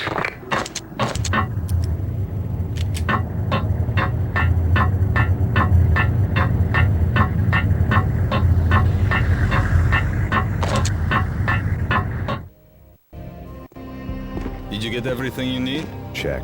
I owe you. Anything you need. This is my solo. When I'm through, Punchinello won't be anybody's problem anymore. Clear as vodka. But anytime you get between a rock and a hard place, just whistle. This could be the beginning of a beautiful friendship. You really get a bang out of this big-time gangster act, don't you?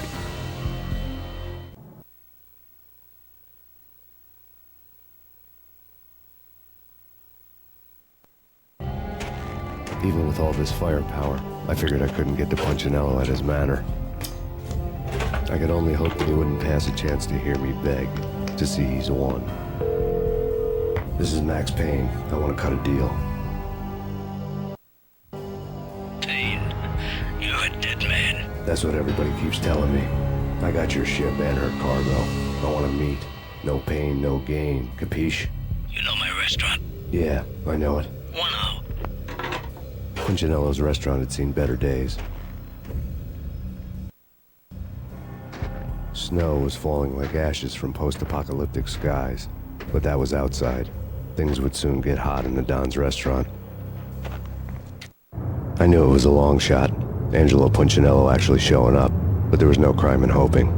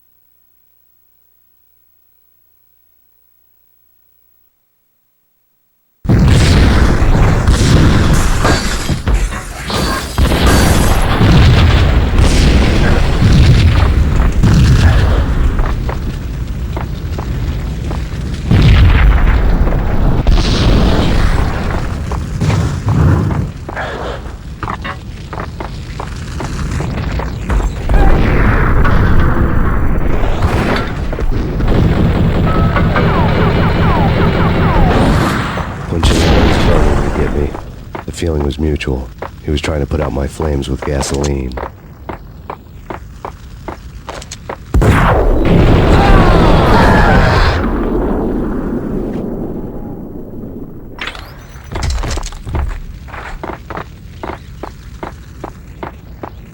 The mobsters have been guarding a real treasure. The way out of this disco inferno. It's Payne!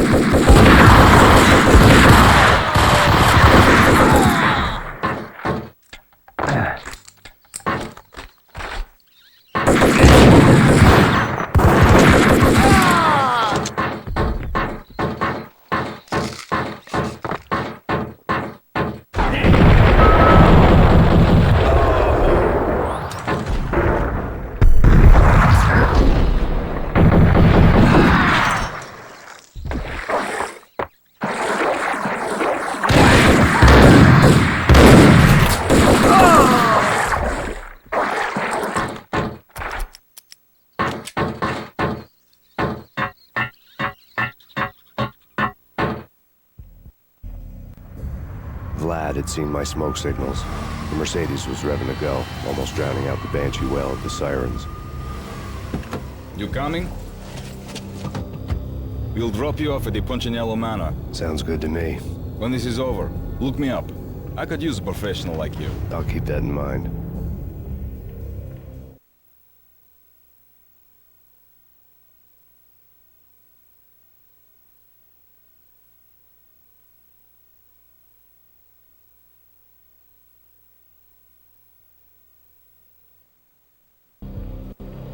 The night groaned with cold. The garden lights flickered nervously. In their light, the falling snow was dead white before the darkness ate it up. I had heard the stories. The trio were mad dogs. They'd have hung the heads of their enemies over the manor gates if the capo had only let them. Punchinello wanted pain. He'd see the pain. The trick in my situation was that there was no trick, no matter what the movies tell you. No rules, no secret mantra, no roadmap. It wasn't about how smart or how good you were. It was chaos and luck, and anyone who thought different was a fool.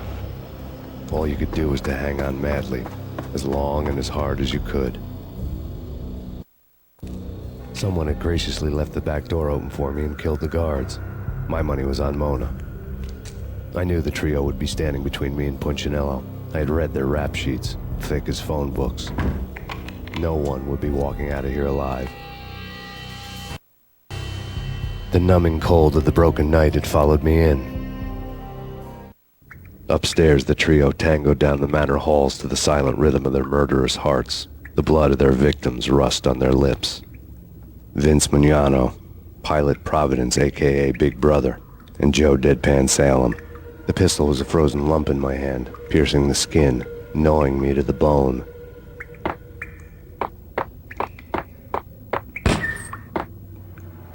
In death, the thug had been promoted to messenger. Someone hadn't enjoyed the Don's hospitality. Someone with a flair for the dramatic. Someone who had let herself out of a locked cell and past a couple of armed guards. My thoughts were on Mona again.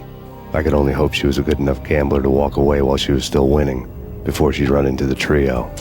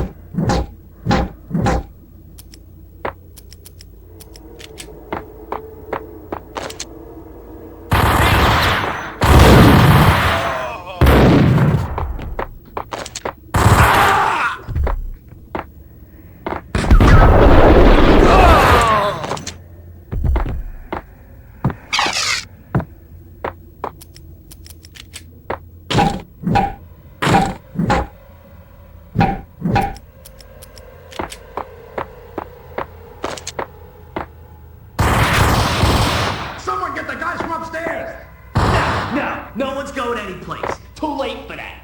He walks in, we waste him. Vinny and Joe and Pilot won't get the credit for this kill. Hey,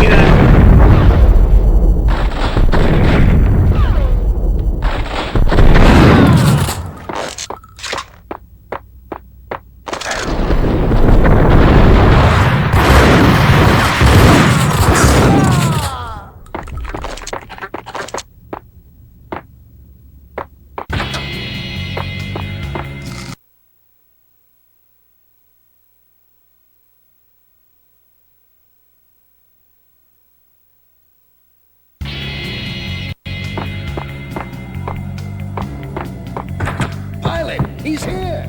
It didn't take me long to run into the trio. The word on Lisa Punchinello was that she was a bit of a witch. The tarot cards on the kitchen table fit the picture. They weren't my kind of cards, but I was willing to take a crack at the hand Mrs. Punchinello had dealt. The first card was the tower. Maybe that was supposed to be the manor. It got easy after that. The devil was the master of the house, and death was me, coming for him.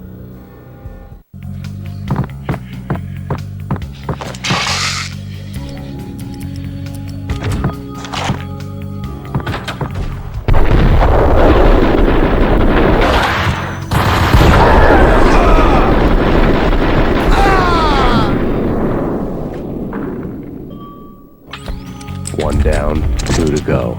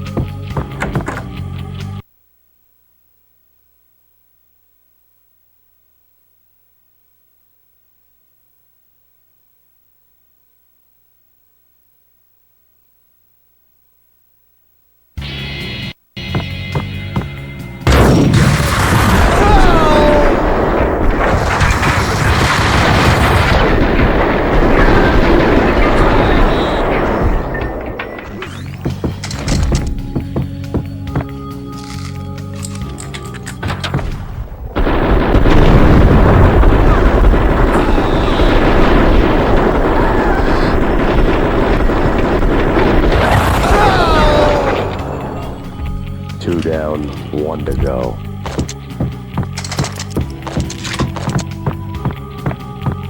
Max Payne.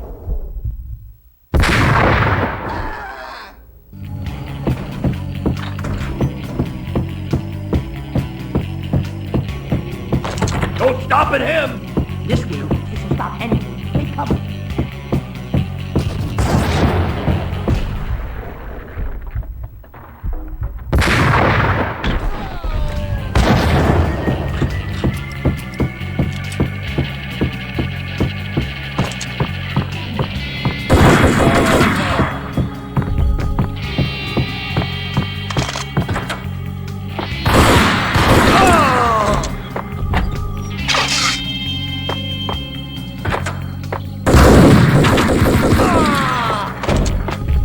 It was too late for her. You're a real angel, Max. I couldn't tell whether it was Mona or her sister. The body was a mess. The sick bastard had really gotten a kick out of it. Seeing her lying there got me thinking about another woman's body on another bed. Got me thinking about a fallen cradle.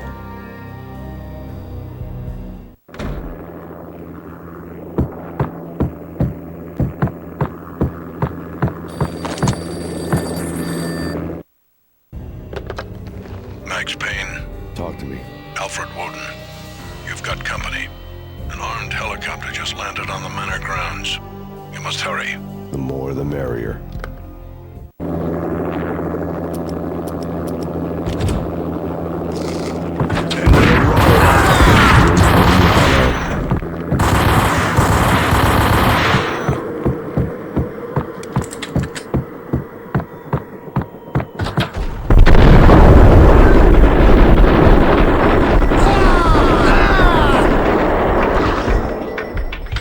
Punchinello's trio was done for.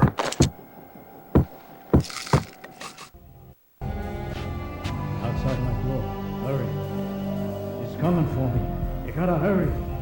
Please. I could hear Punchinello on the phone begging for help. He should have been saying his goodbyes. Punchinello was a pushover. The moment I stepped into the room, he folded like a deuce before a royal flush. No, wait. I was just doing what I was told. I couldn't refuse. She's someone high up. Government, maybe. I don't know. He was trying to buy more sand for his hourglass. I wasn't selling any. No, I told him nothing.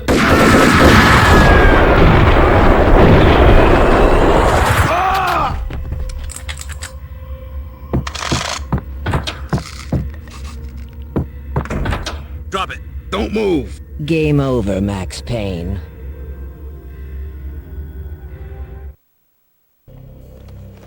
I could tell when I was outgunned. It was time to take another beating. The mystery witch was a real barracuda. Trouble on dagger heels, a smoking assault rifle in her hand, and an army of killer suits behind her.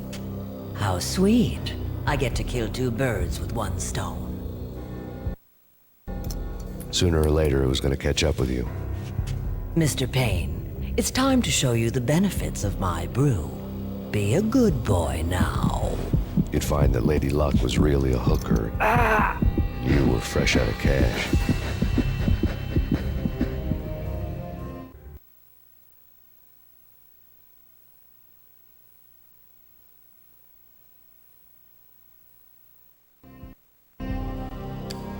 Gentlemen, we're done here. Take me to Cold Steel.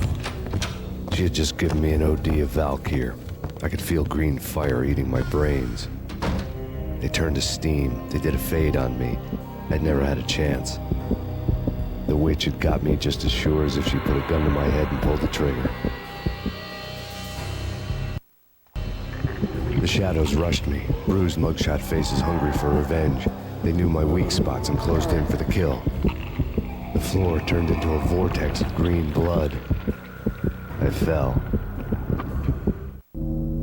The flesh of fallen angels.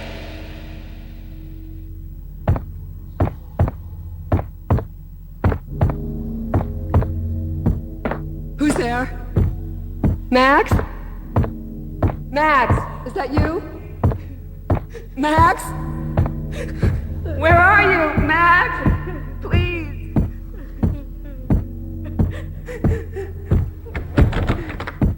No, please, Max, no. I'm sorry. Please don't, Max, no. No, please, God, no.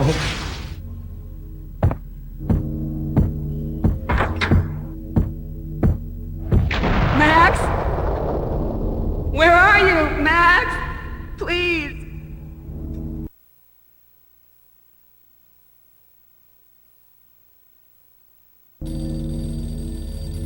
The letter was staring at me. There was something disturbingly familiar about the letter before me. The handwriting was all pretty curves. You're in a graphic novel. The truth split my skull open, a glaring green light washing the lies away. All of my past was just fragmented still shots, words hanging in the air like balloons. I was in a graphic novel. Funny as hell. It was the most horrible thing I could think of.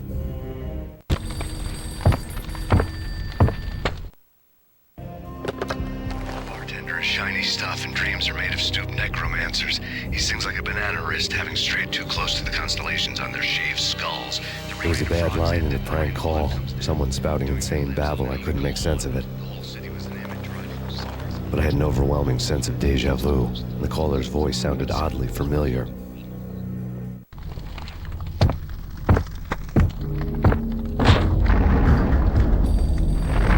The weird piece of paper looked dangerous.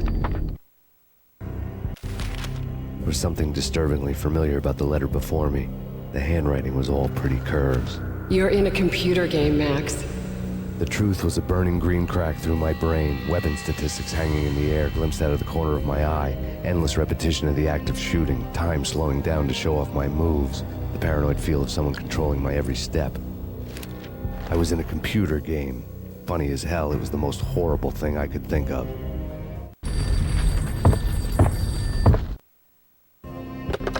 Don't lose it. It's Valkyr. The drug. Snap out of it. Try to remember. It was a bad line in a prank call. Someone spouting insane babble. I couldn't make sense of it. But I had an overwhelming sense of deja vu, and the caller's voice sounded oddly familiar.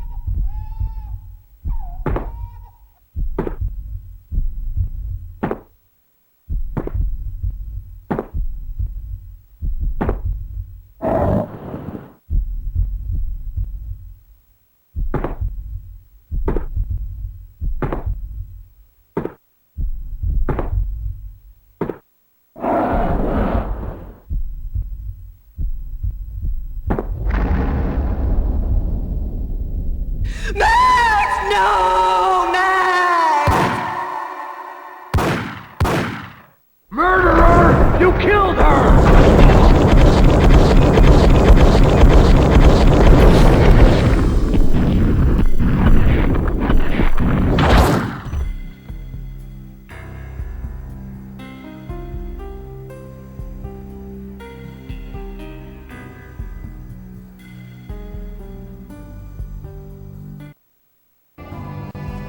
Max, something happened at the office today. A strange memo. Something about Vikings. Honey, I gotta run. You can tell me all about it this evening. Have a nice day, darling. The bullet holes were rubies on her chest, blood glowing on her ivory skin. She was so beautiful. The killer was smiling. The flesh of fallen angels.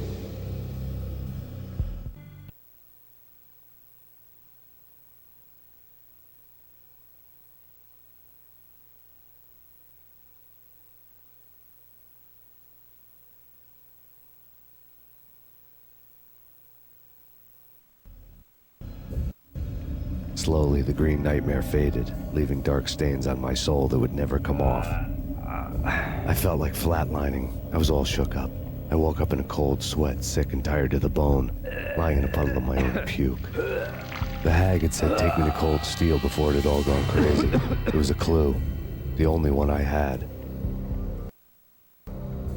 It took me forever to crawl back to my feet and hit the road, but when I did, I drove straight to Cold Steel Foundry outside the city.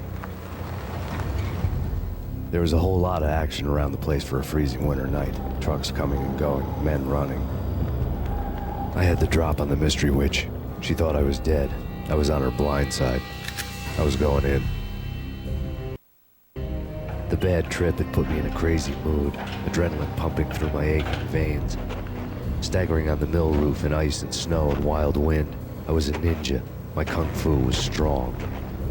I wasn't kidding anybody. At best, I was Superman on kryptonite about to fall through a skylight, down to where it was all going down. A half-abandoned industrial area in the middle of nowhere. The factory was a perfect front for any number of illegal activities.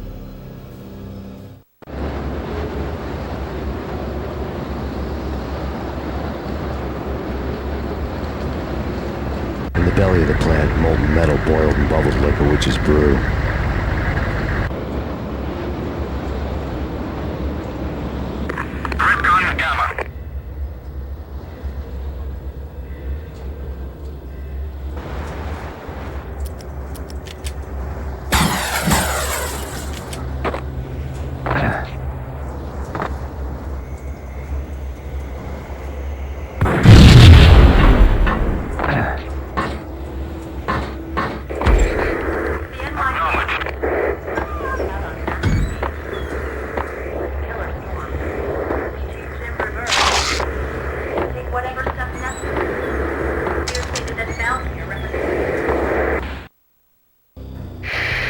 Life-threatening weather conditions. A record-breaking killer storm. In the city's history, vehicles stuck in snow. Heavy snowfall. Forecast shows severe weather is expected to continue. Out in the night, snow fell like confetti over the Devil's Parade. The storm was anything but over.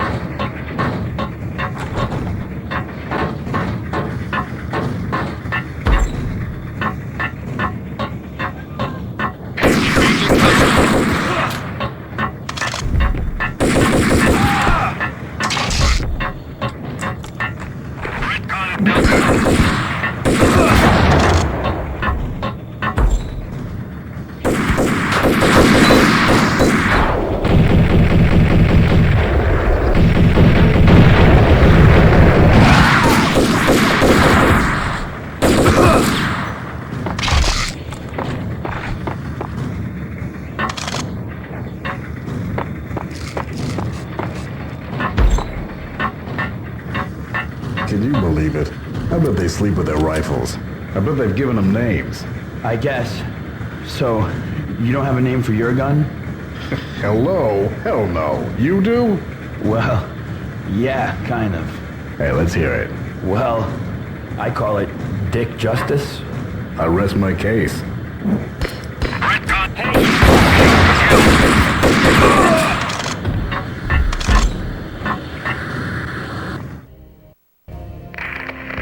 Perimeter breached. The facility has been compromised. Repeat, the Deep Six has been compromised. Initiate Operation Deadeye. The walkie-talkie military lingo could mean only one thing. They were getting ready to destroy the evidence and vanish into the night. I was so close. The hidden truths were just around the corner.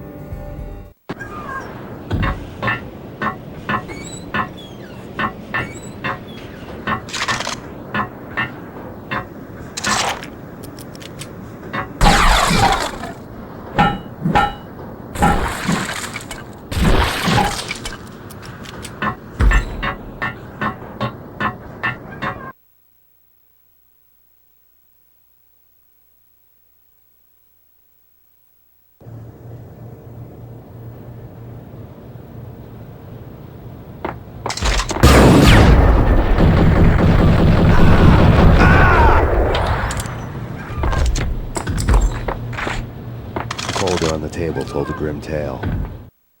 The mercenaries were running a tight operation, paperwork and all. Merchandise missing again. A chemist had tried to smuggle it out for his own private party. Locked him up in cell B7 in D6's old test facility to wait for proper processing. I was close enough to hear the secrets, just beyond the next doorway.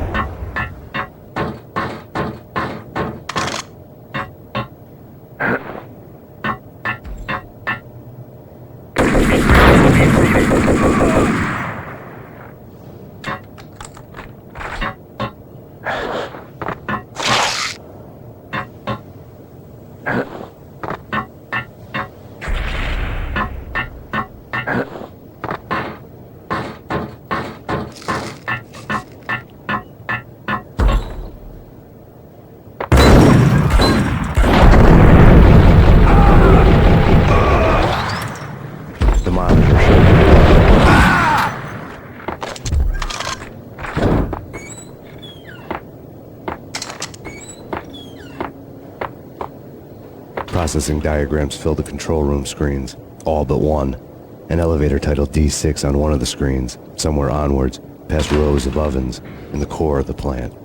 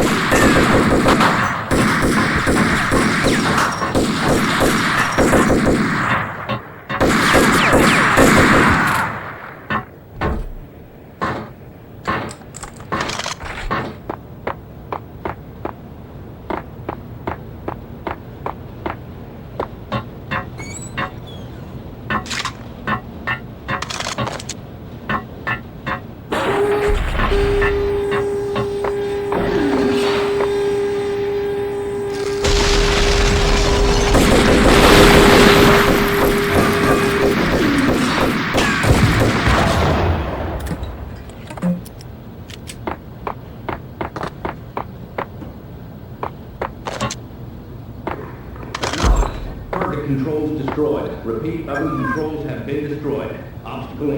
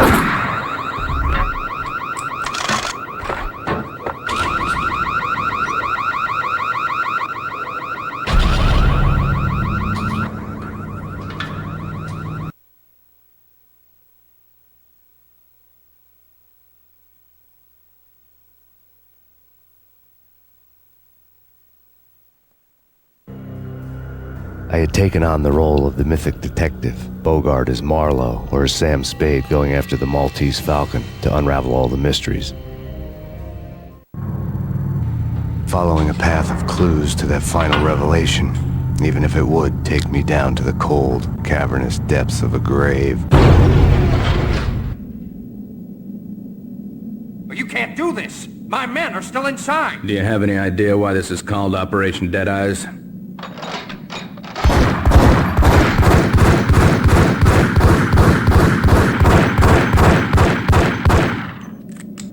I think he's dead already. Let's do it.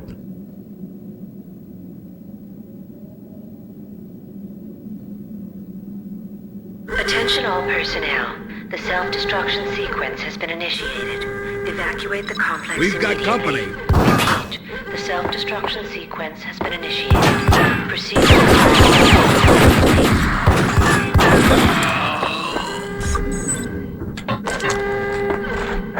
had seen the logo on the floor before. There was an old army bunker under the steel mill. I knew the military plaque on the floor. I had seen 1,000 variations of the insignia on crumbling brick walls everywhere in the city. The sword replaced by a syringe. Project Valhalla, V for Valkyr, V for Valhalla. All of a sudden it read like a crackpot conspiracy theory.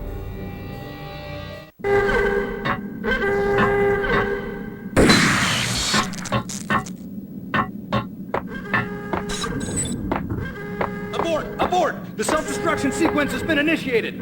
Get the hell out of here! The place is gonna blow! Move! Move! Move! Run! Move! Move!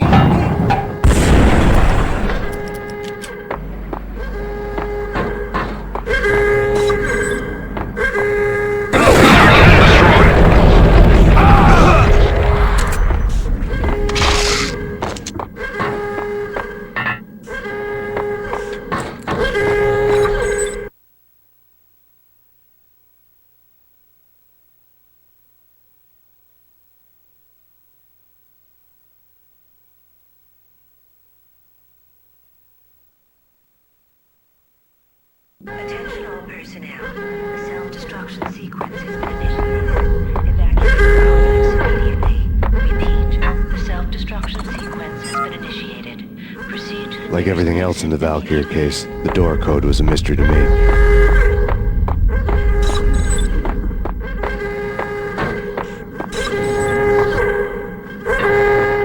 The chemist had been using the workstation when he died. The half-life of the lab rat had ended online. His password blinking on the screen. 665. The neighbor of the beast.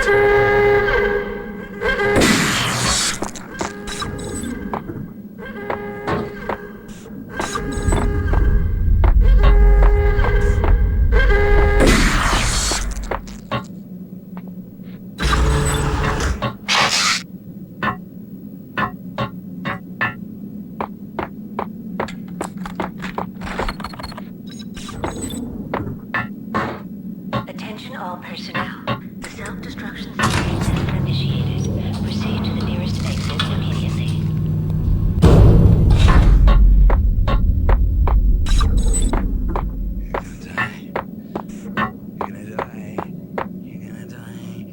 Hey! In here! Hey! Get me out of here! I'm innocent! There!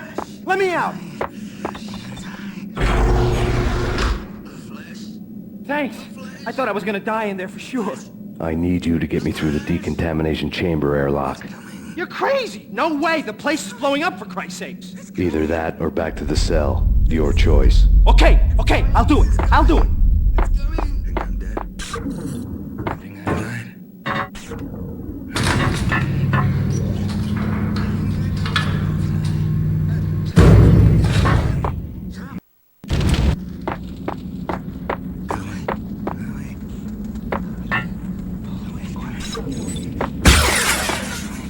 We're dead! We're dead! Go, go! The self-destruction sequence has been initiated. Proceed to the nearest exit immediately. Get in! I'll punch you through! After this, you can go. You're a free man. You did a bad thing. Bad. Decontamination code.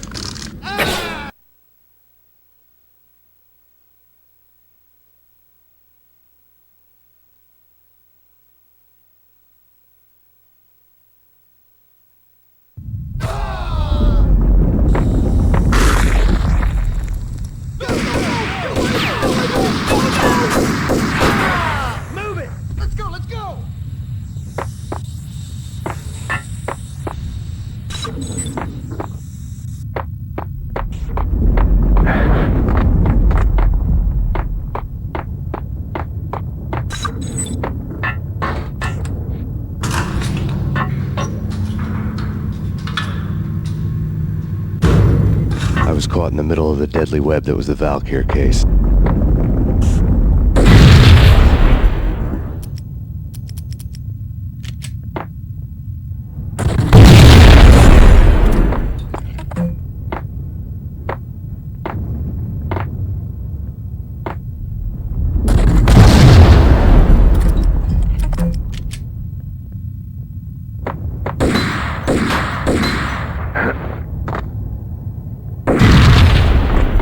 One of the lab terminals had the project logo on the screen. Top secret. Project Valhalla. U.S. Army. Yggdrasil Network. Valhalla.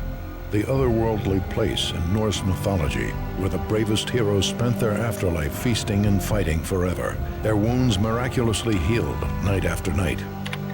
Valkyr. The maidens who chose the most courageous Viking warriors and carried them to Valhalla. 1991. The research objective is to create a chemical substance to enhance the stamina and morale of infantry troops. 1995. Results unsatisfactory. Project canceled. Someone had decided to continue the sick experiment unauthorized.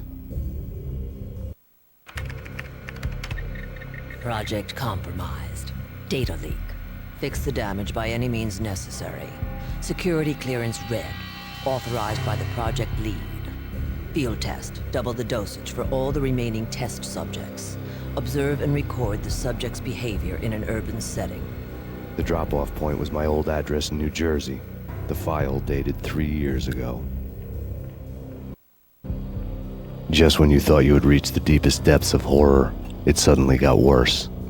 How to turn off that small voice inside your head that started to whisper that you should be glad that now, if not before, your revenge was justifiable on any conceivable moral scale. That small voice proved, beyond any doubt, that I was damned.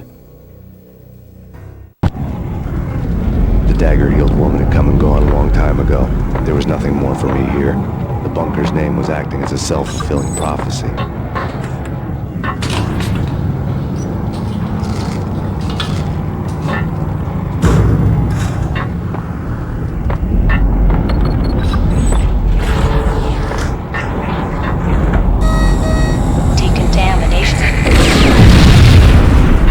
Self-destruction imminent.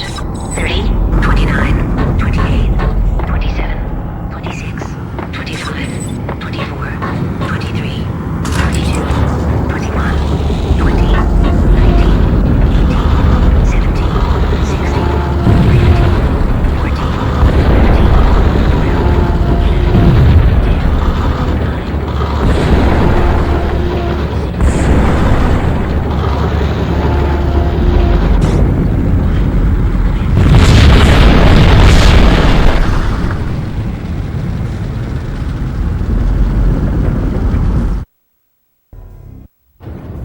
Piece together a jigsaw, and the final picture is you finishing that same puzzle.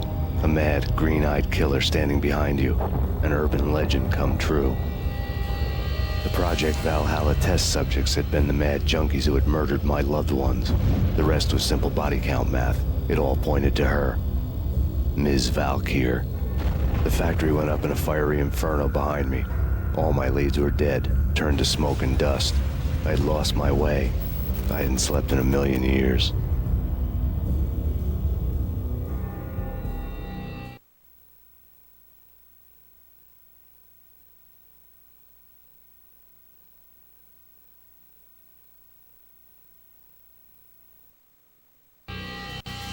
I felt thin as death. I've been living on an endless supply of week-old donuts. They were fuel for this crazy furnace inside my head. I couldn't remember when I had last seen the sun. I was on a permanent graveyard shift. When the darkness fell, New York City became something else, any old Sinatra song notwithstanding. Bad things happened in the night, on the streets of that other city, Noir York City. I was in an all-night diner, downing cup after cup of coffee that tasted like engine oil, when a new message from BB got me back on the killer track.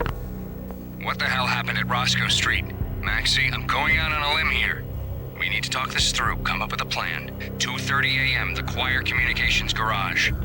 The more I thought about Alex's murder and the frame-up, the more it felt like an inside job. I should have seen it coming. BB had sold me out, and now he wanted to finish what he'd started. The garage was dead.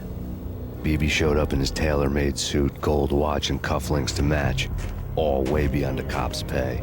Maxie. Oozing suave charm, he was guilty as hell. What the hell does BB stand for anyway? Backstabbing bastard?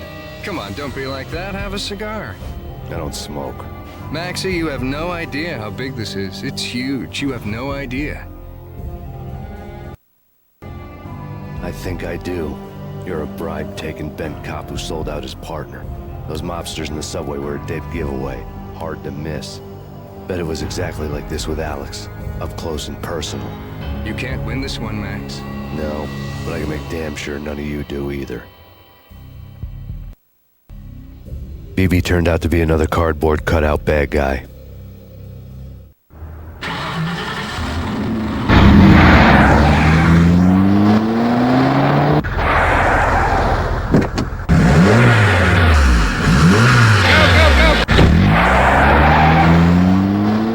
A bad cop on the take. A cowardly right-hand man fleeing from the scene, leaving his paid thugs to do his dirty work.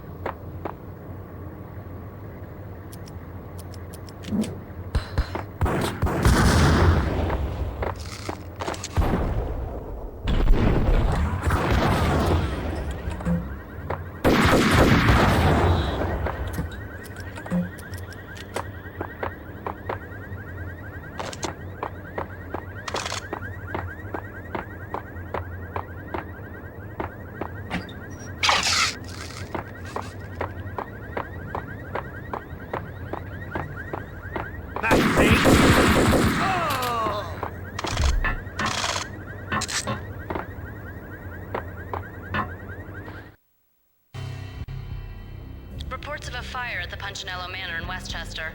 The manor is the home of Angelo Punchinello, the alleged head of the Punchinello crime family. The police are now saying, contrary to their earlier statements, that Max Payne is still alive and at large. He continues his vendetta against the Mafia, of which this last act of arson is attributed to. I had no recollection of setting any fires, but I did remember the flames.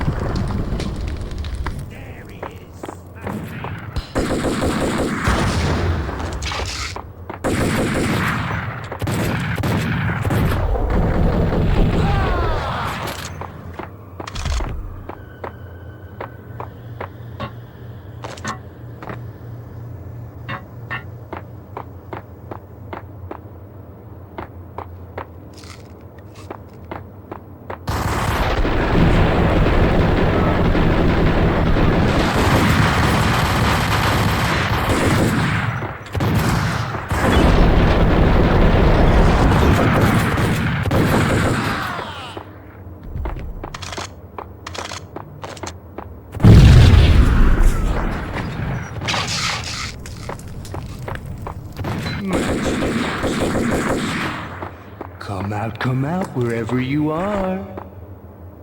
You know, I really hate people who refuse to see the inevitable. Refuse to do the smart thing.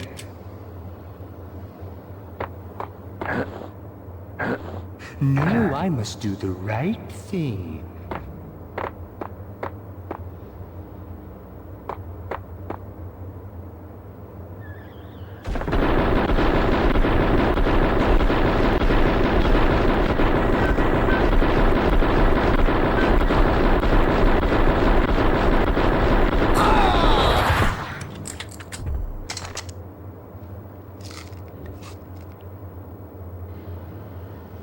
The payphone started to ring.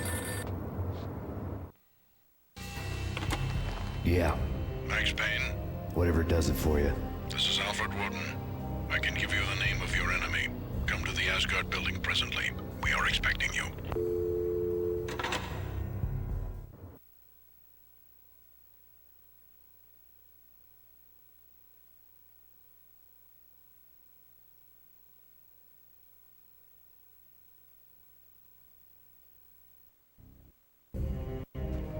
Woden was waiting for me on the steps of the old building.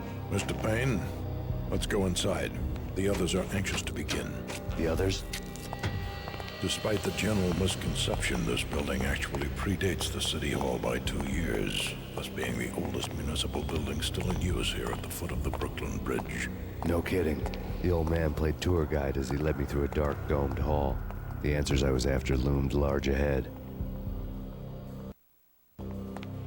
Mr. Payne, I would like to introduce you to my colleagues in what we call the Inner Circle. You've been watching too much X-Files. You have seen the files on Project Valhalla. We can fill the gaps, provide you with the information missing from those files. We were all involved in the early stages of the project during the Gulf War. What's the catch? We would very much like to blow this thing wide open, but our hands are tied. Her name is Nicole Horn. She was the key figure in Project Valhalla. When the funding was discontinued, she simply refused to quit. She knew exactly what she had in her hands. Nicole Horn is the president of Acer Corporation. She has more than half the city in her pocket. This must be kept under wraps. If you try to go public with this, we will deny any knowledge. We need you to take her out. Afterwards, we can protect you. Make all the charges go away. That was the cue for the killer suits to kick in the doors and swarm inside. It was an impressive floor show, but I decided to leave early anyway. It was only a one-story fall. Only me.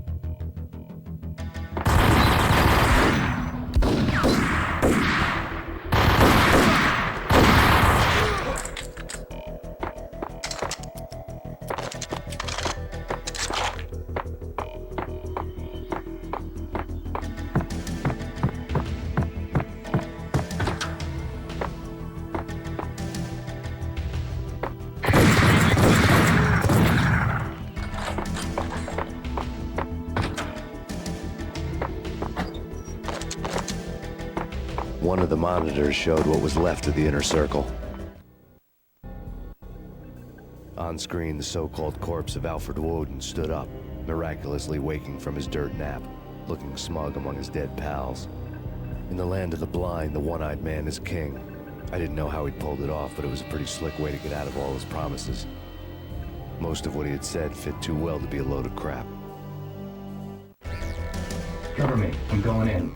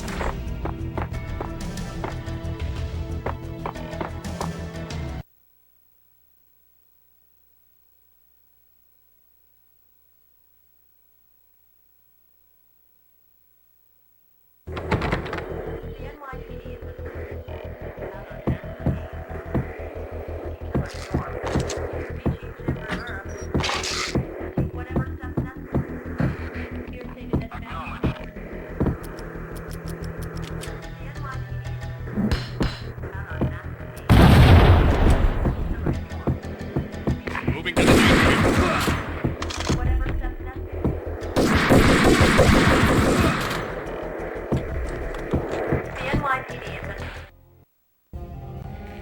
Who's your answer to those saying that he's actually providing a service long overdue to the city? This crusade nonsense has gone too far. He's out of control. It must stop. He will be stopped. That was Deputy Chief Jim Bravura from the New York City Police Department.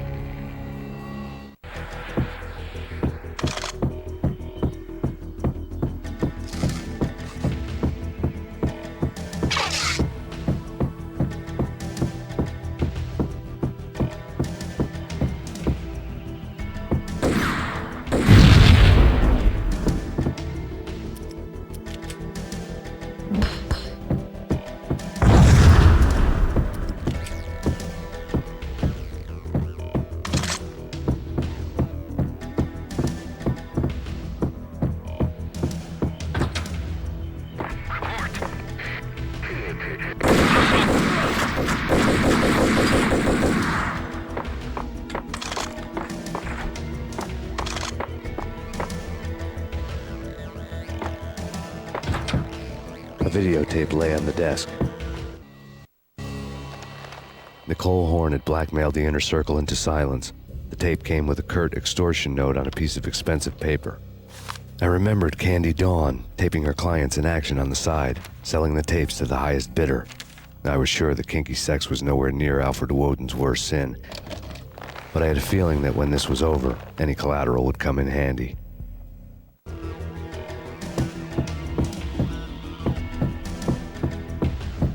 Woden had left me a present.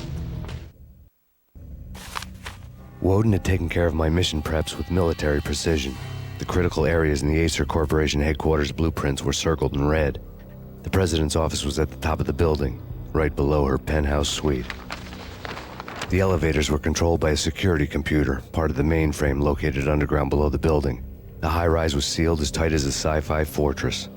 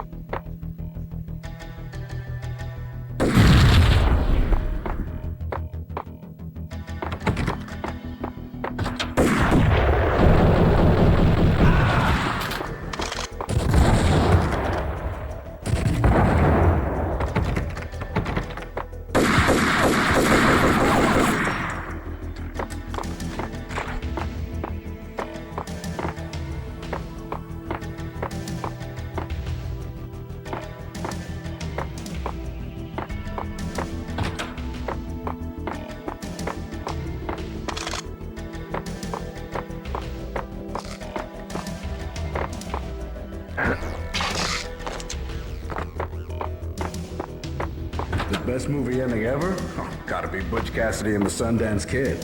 A hero's end, going out with guns blazing. Never heard of it. No? Okay, newer stuff then. The Usual Suspects, where Spacey walks out of the police station and suddenly loses his limb. Or hey, Seven, where Brad Pitt gets to that head-sized blood-soaked cardboard box. Now I know. Freaking zombie demons from outer space. Drowning in blood was cool. Oh, why do I even bother? Sometimes, honestly, I don't know. What the?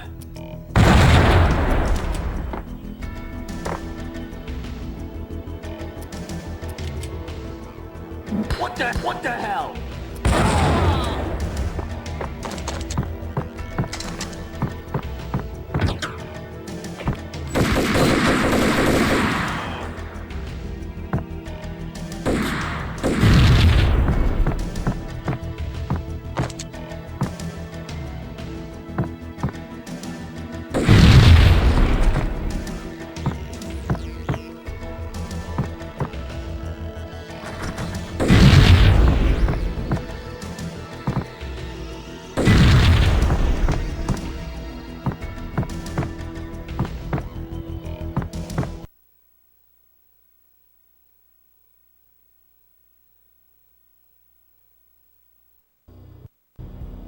I had dreamed of revenge. Those dreams were always nightmares, of coming close and then failing. Now I was close, I had a name to guide me, Nicole Horn. I had nothing to lose. The Inner Circle had quite a track record.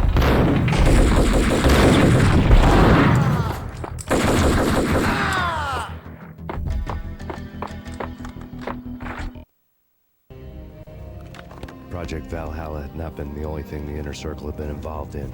There were rows of cabinets full of files. The Serpentine Secret Society went back a long way, always pulling strings from the shadows. I couldn't say I was sorry. Woden's move in some Byzantine power game had cut the Circle's membership roster to 1. The old man wanted me on cleanup duty. It was my mess, too.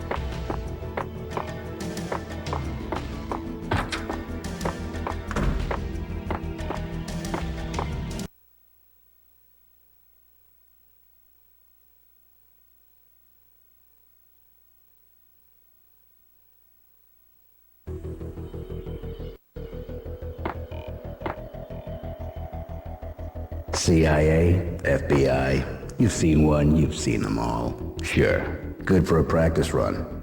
But this, working for her, oh, this is the real thing. The money's astronomical. And best of all, you get to kill any scumbag who gets in your way. License to kill. Like James Bond. Request assistance.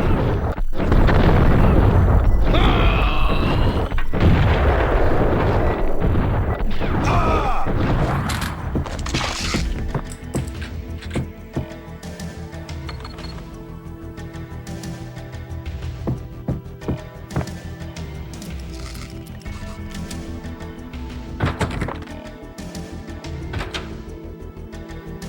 take him down. Shoot to kill. Let's finish this.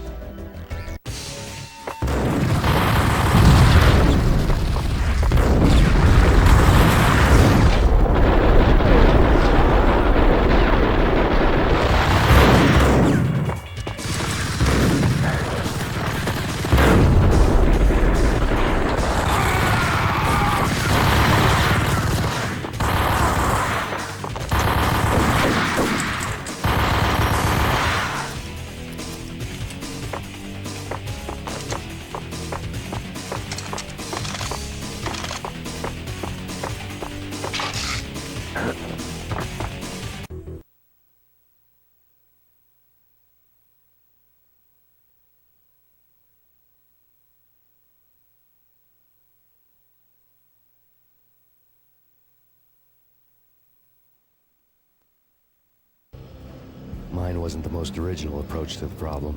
It wasn't as if it hadn't all been done before. An eye for an eye, the first principle of revenge. Old as dirt, still going strong. The cardinal rule in going after someone with an intention to kill was not to make it personal, which it almost always ended up being anyway. It did with me. I took my time, cruising around the city in the snow. There was no hurry. I knew what I had to do now. I took my time, thinking about it, building up the rage. When I was ready, I parked the stolen wheels at the front entrance of the Acer Corporation headquarters. Got out, got in, got cracking. I had a bullet with Nicole Horn's name on it. I had 10,000 bullets with the Hag's name on them. She had ultra-high-tech security systems, enough mercenaries and weaponry to start World War III. There was no fear. New York disappeared behind a veil of snow. I had crossed the threshold. This was her domain, sleek and sexy and soulless, all glass and steel. A place of color-coded security key cards, metal detectors, and surveillance systems.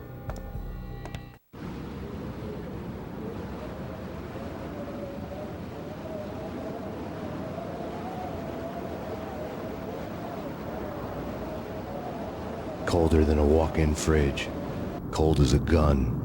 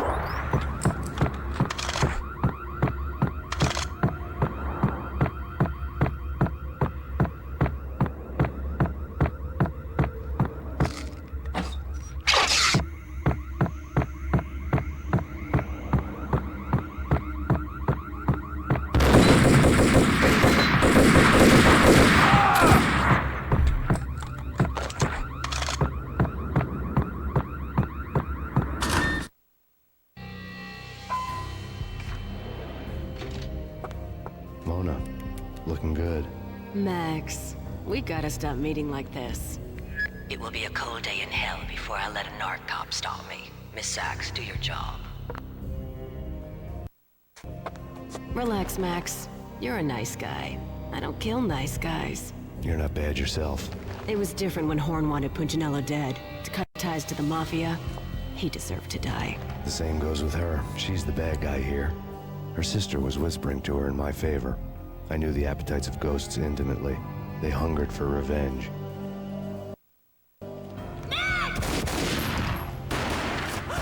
No! A gunshot boomed and she fell down in slow motion. She was a nice girl, not really a stone-cold killer.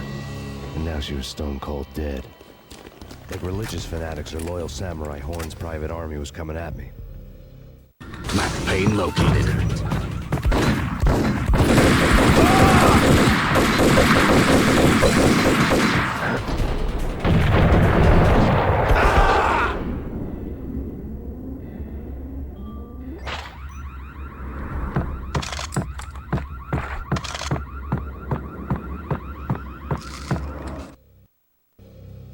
When the elevator came back down, Mona was gone. There was a lot of blood, but no body.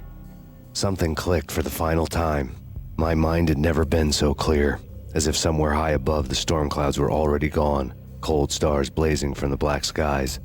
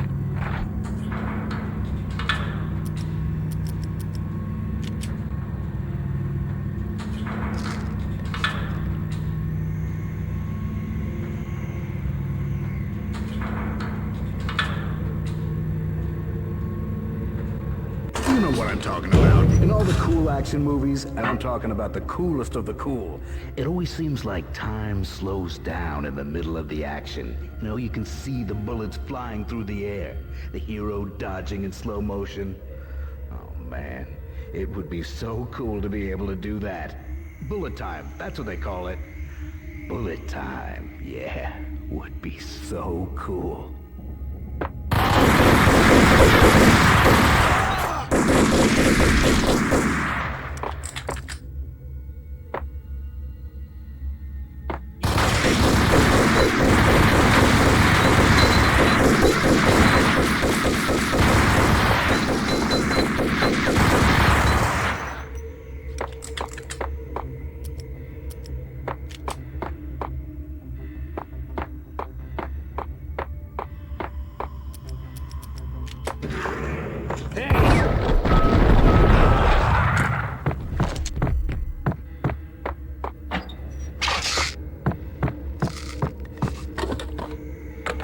I had elevator access to the mainframe. From there, I'd be able to override the security locks and get to her office.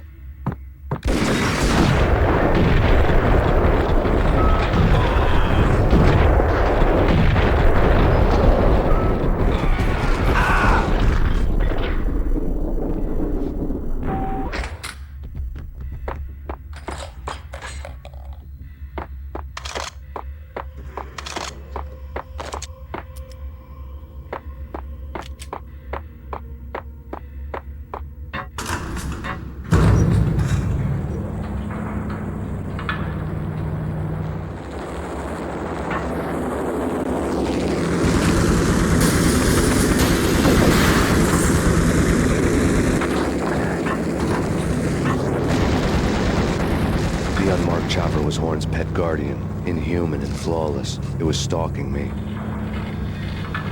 I hate to be stereotyped. I'm not a cold-blooded killer. I'm a nice guy. I love my wife. I have 2 boys I'm very proud of. You just have to make the ends meet. And if that means I have to shoot someone now and then, hey, it's just my job from 9 to 5. Well, not quite from 9 to 5, but I hear you. What the hell? Bastard! Kill the bastard!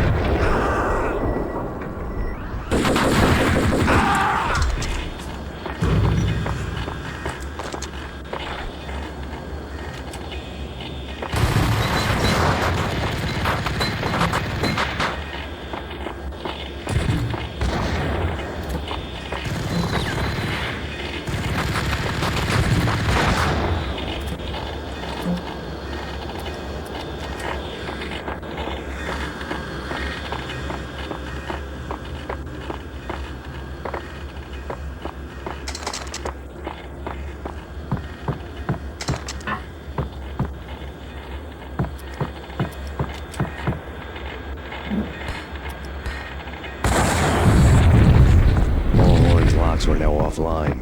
All bets were off. The elevator would take me all the way up.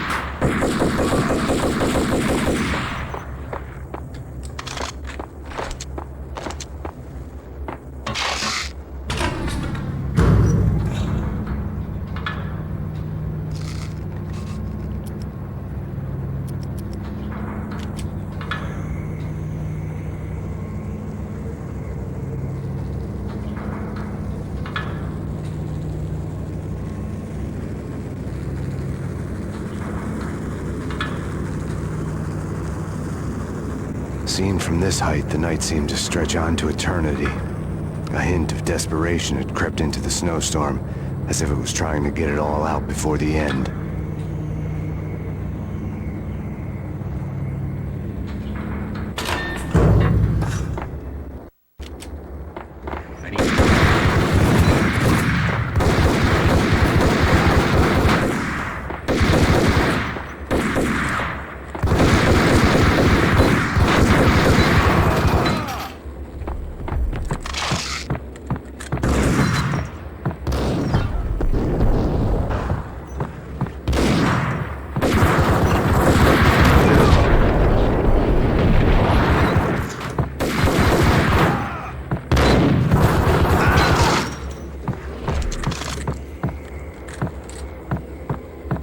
Horn's personal computer was on.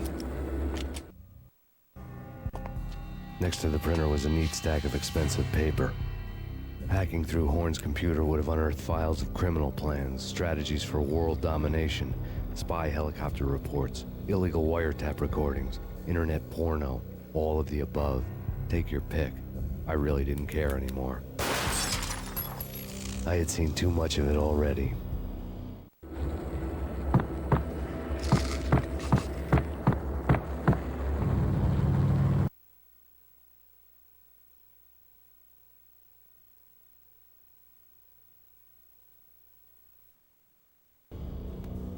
Valkyr had been meant to be a white-winged maiden that would lift you to a warrior's heaven, but it turned out to be a one-way demon ride to hell.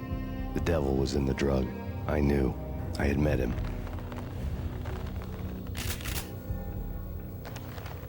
And now I was gonna kill her. The queen of the underworld who had tried to lift herself a bit closer to heaven with her drug money. No begging, no bribes. She knew better. Honor among killers. We who were about to die. Both of us knew how this would end. In pain and suffering. All this because your wife stuck her nose into things that were none of her business. The cops were coming to take me away. The sirens were like a bad conscience I couldn't shake. It's ridiculous you've made it this far. You won't be alive when they get here. Stop him!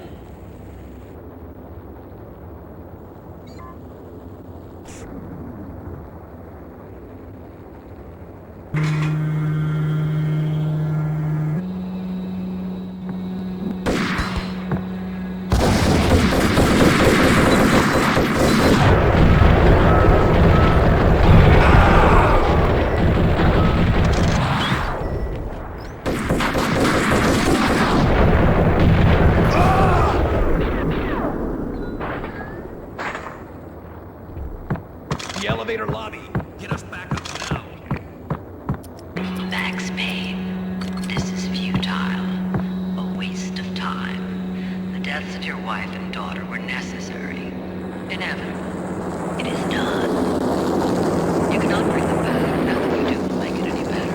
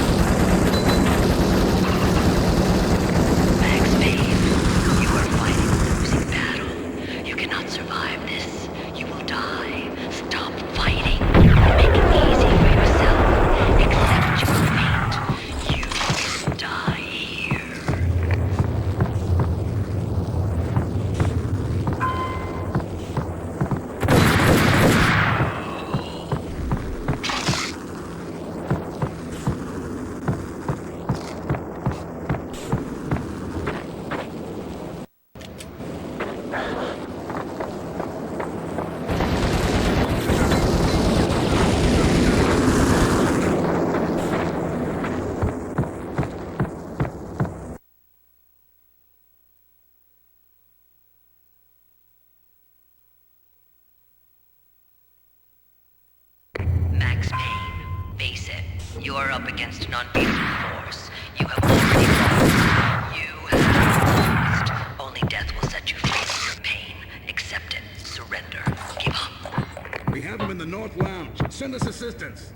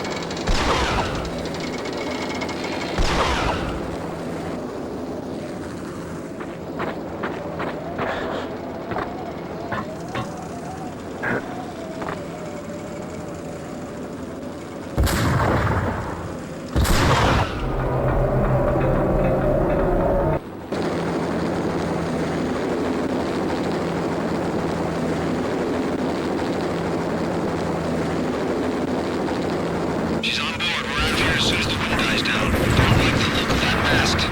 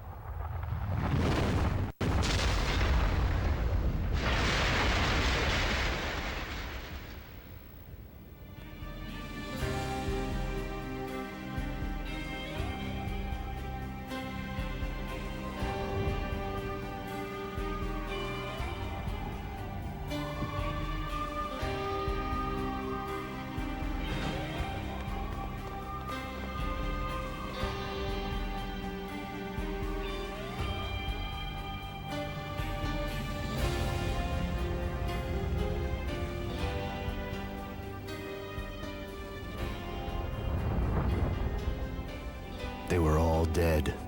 The final gunshot was an exclamation mark to everything that had led to this point. I released my finger from the trigger.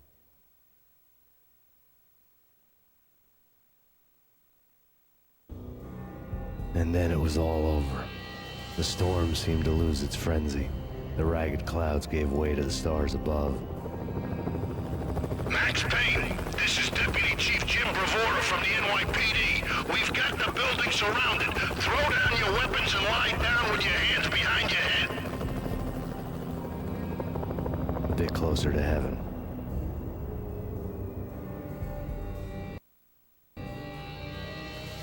The cops' voices were distant and muted. Freeze! NYPD! Hold it right there! My ghosts released me from their haunting. Down below, New York City glittered like diamonds on black velvet. You gave us one hell of a ride. Take him down to Central Booking. You heard the man. Woden was there in the crowd, standing by the sidelines. It wouldn't be over till the man with the patch would say so. He'd say the right words. I knew he would. He'd better. Woden grinned smugly. It was the grin of a winner. That made two of us.